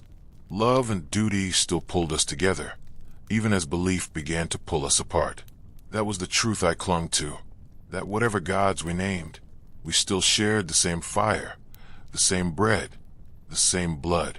One evening, I stepped outside while the others argued again. The sky was heavy with stars, cold and sharp, the air still as if the world itself was listening. I whispered first to Thor, asking for strength, then to Odin, asking for wisdom.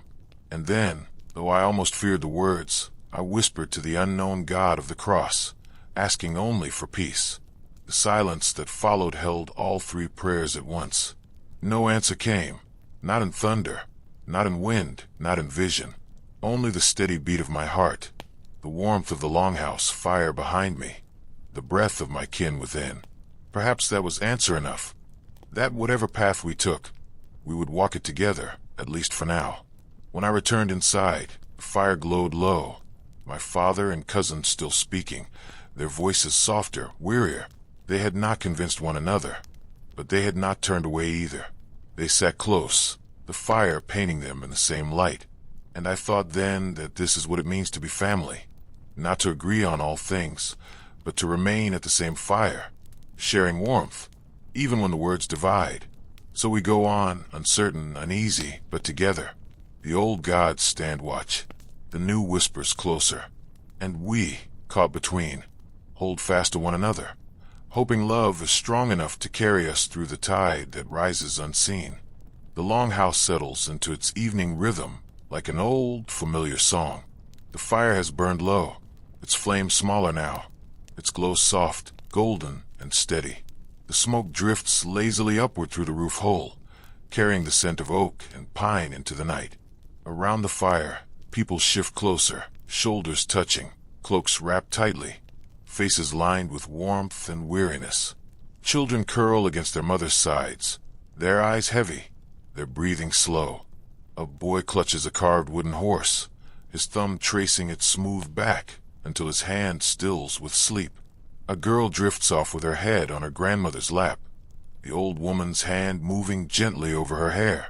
The murmur of the hall lowers, not silent, but hushed, like waves upon the shore. The elders begin to speak in the quiet, their voices carrying stories that belong to the night.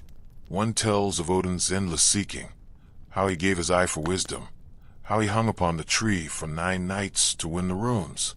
Another speaks of Thor, the defender, who wields his hammer to keep the giants from breaking through, whose chariot wheels rumble and thunder above the clouds.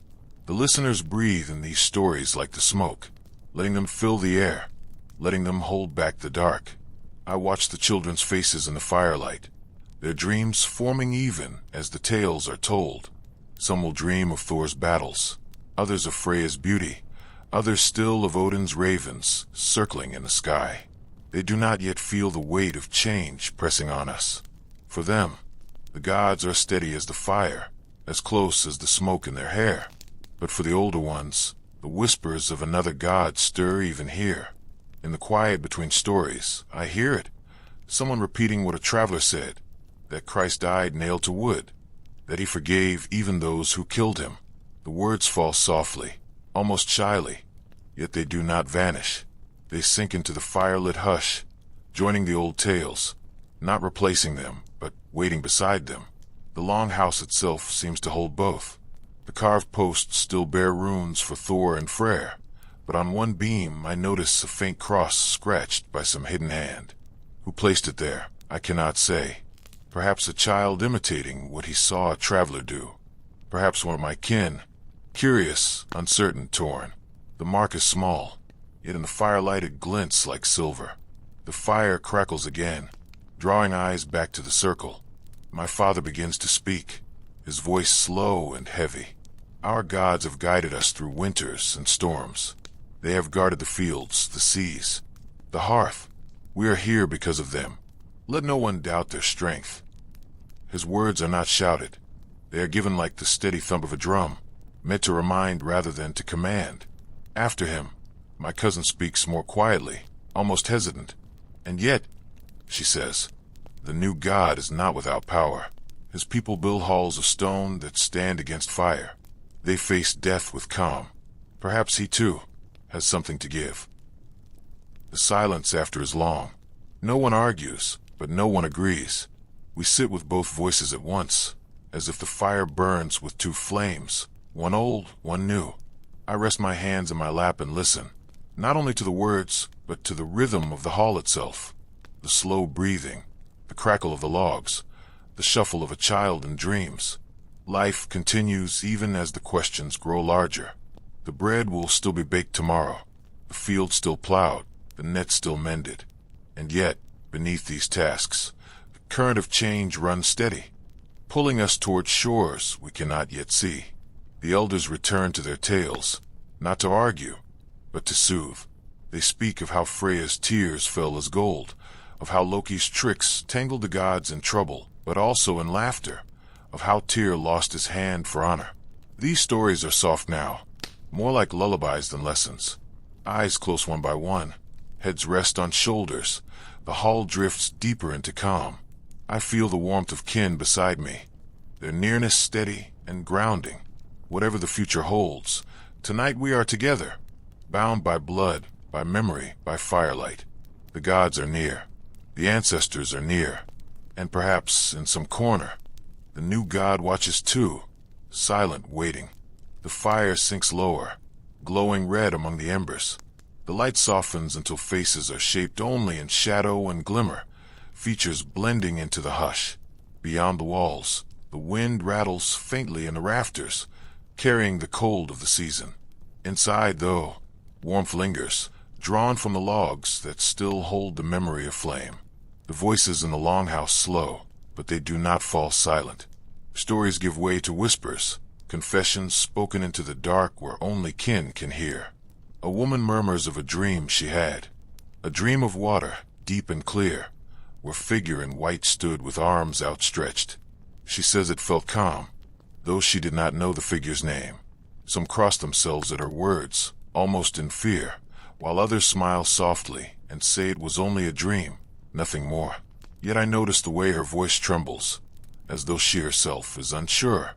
Another man speaks of omens, of a raven perched near his door at dawn, of a sudden crack in the ice of the stream. Odin is warning us, he says. We must stand firm, hold to what we know. His certainty steadies the circle, but only for a moment. For just as quickly, another voice answers. And what if the signs point not to warning, but to change? Odin seeks wisdom wherever he can find it, perhaps even in a god not his own. The fire pops sharply, startling those half asleep. The children stir, but do not wake. Their dreams carry them far beyond our doubts, into fields of summer, into skies bright with ravens, into halls where the gods feast endlessly. I envy them that peace. I lean back against the wooden wall, feeling its rough grain at my shoulders, and think of the ancestors. They, too, sit with us tonight, though unseen. Their names echo in the smoke. My grandfather who plowed with hands like roots, my grandmother who sang while weaving, uncles lost at sea, cousins taken by sickness. They are near. I imagine them gathered just beyond the circle of firelight, their eyes steady, their hands resting on our shoulders. Would they scold us for even daring to wonder about new gods? Or would they remind us that they too once faced change, that their gods were not always the same as those before them? The thought lingers, soft but insistent. The air grows heavy with reflection. No one shouts. No one strikes the table. Instead, our words weave like threads, some bright, some dark, tangled but not yet torn. My father's voice is low, softer than I have heard it before. I do not fear battle, he says. I fear forgetting. If we turn from the old gods, will we forget who we are? My cousin answers gently, her hand folded in her lap. Perhaps we do not forget. Perhaps we remember in new ways. The ancestors still walk with us, no matter the names we call. I close my eyes and let the voices wash over me. They are not arguments now, but meditations, spoken as much to the fire as to one another.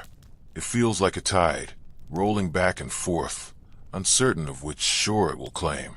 Yet in the rhythm of it, I find a strange calm. Even in doubt, we are together. Even in division, we share the same embers. The longhouse grows quieter still. One by one, voices fall away. Someone hums a lullaby, soft as smoke, and the melody drifts over us all. I feel my breath slow, my body lean heavier against the bench, the warmth of kin beside me, the glow of fire before me, the weight of ancestors around me. It all folds together, a blanket of time and belonging. In that calm, I reflect on the future. Will Thor's hammer still be raised in the years to come? Or will the cross take its place above our doorways? Will Odin's ravens still circle our fields? Or will prayers rise to a god who hung not upon the world tree, but upon wood nailed by men? The questions come, but I let them settle, not seeking answers tonight. The night itself is answer enough. We are here, we are alive, and we are together. Tomorrow may bring change, but tonight brings rest. The embers glow softer, steady as a heartbeat. The hall breathes with sleep. I close my eyes, carrying the warmth into the dark, knowing that whatever gods may shape the days ahead, this moment, this fire, these kin, this peace, will live within me always. The hall is nearly silent now. Only the fire speaks, a low whisper of coals shifting, of wood sighing as it turns to ash. Most of the children are deep in dreams, their faces smooth in the orange glow. The elders doze too, their heads bowed, the hands folded over walking sticks or beads. Only a few of us linger half awake, drifting in that space between thought and sleep where memories and hopes mingle freely. I feel the rhythm of breathing all around me, the steady tide of kin, rising and falling. It comforts me more than words could. The longhouse has become one body, one heart, bound by warmth and smoke, and the stories that cling to the rafters. The night outside may be wide and cold, but here, within these walls, we are held close. Someone barely audible hums again, an old melody, half prayer, half lullaby. The sound coils around the fire like smoke, fading and returning, steady and soft. I let it carry me back through all the stories we have told, all the offerings made, all the doubts spoken and swallowed. It carries me further still, to the ancestors, to their faces half remembered, to the weight of their hands guiding ours. I wonder what they would say of us now. Would they scold our curiosity, tell us to cling only to the old ways? Or would they remind us that even they were once children, learning new prayers, testing new names for the powers that hold the world? Change is not always betrayal.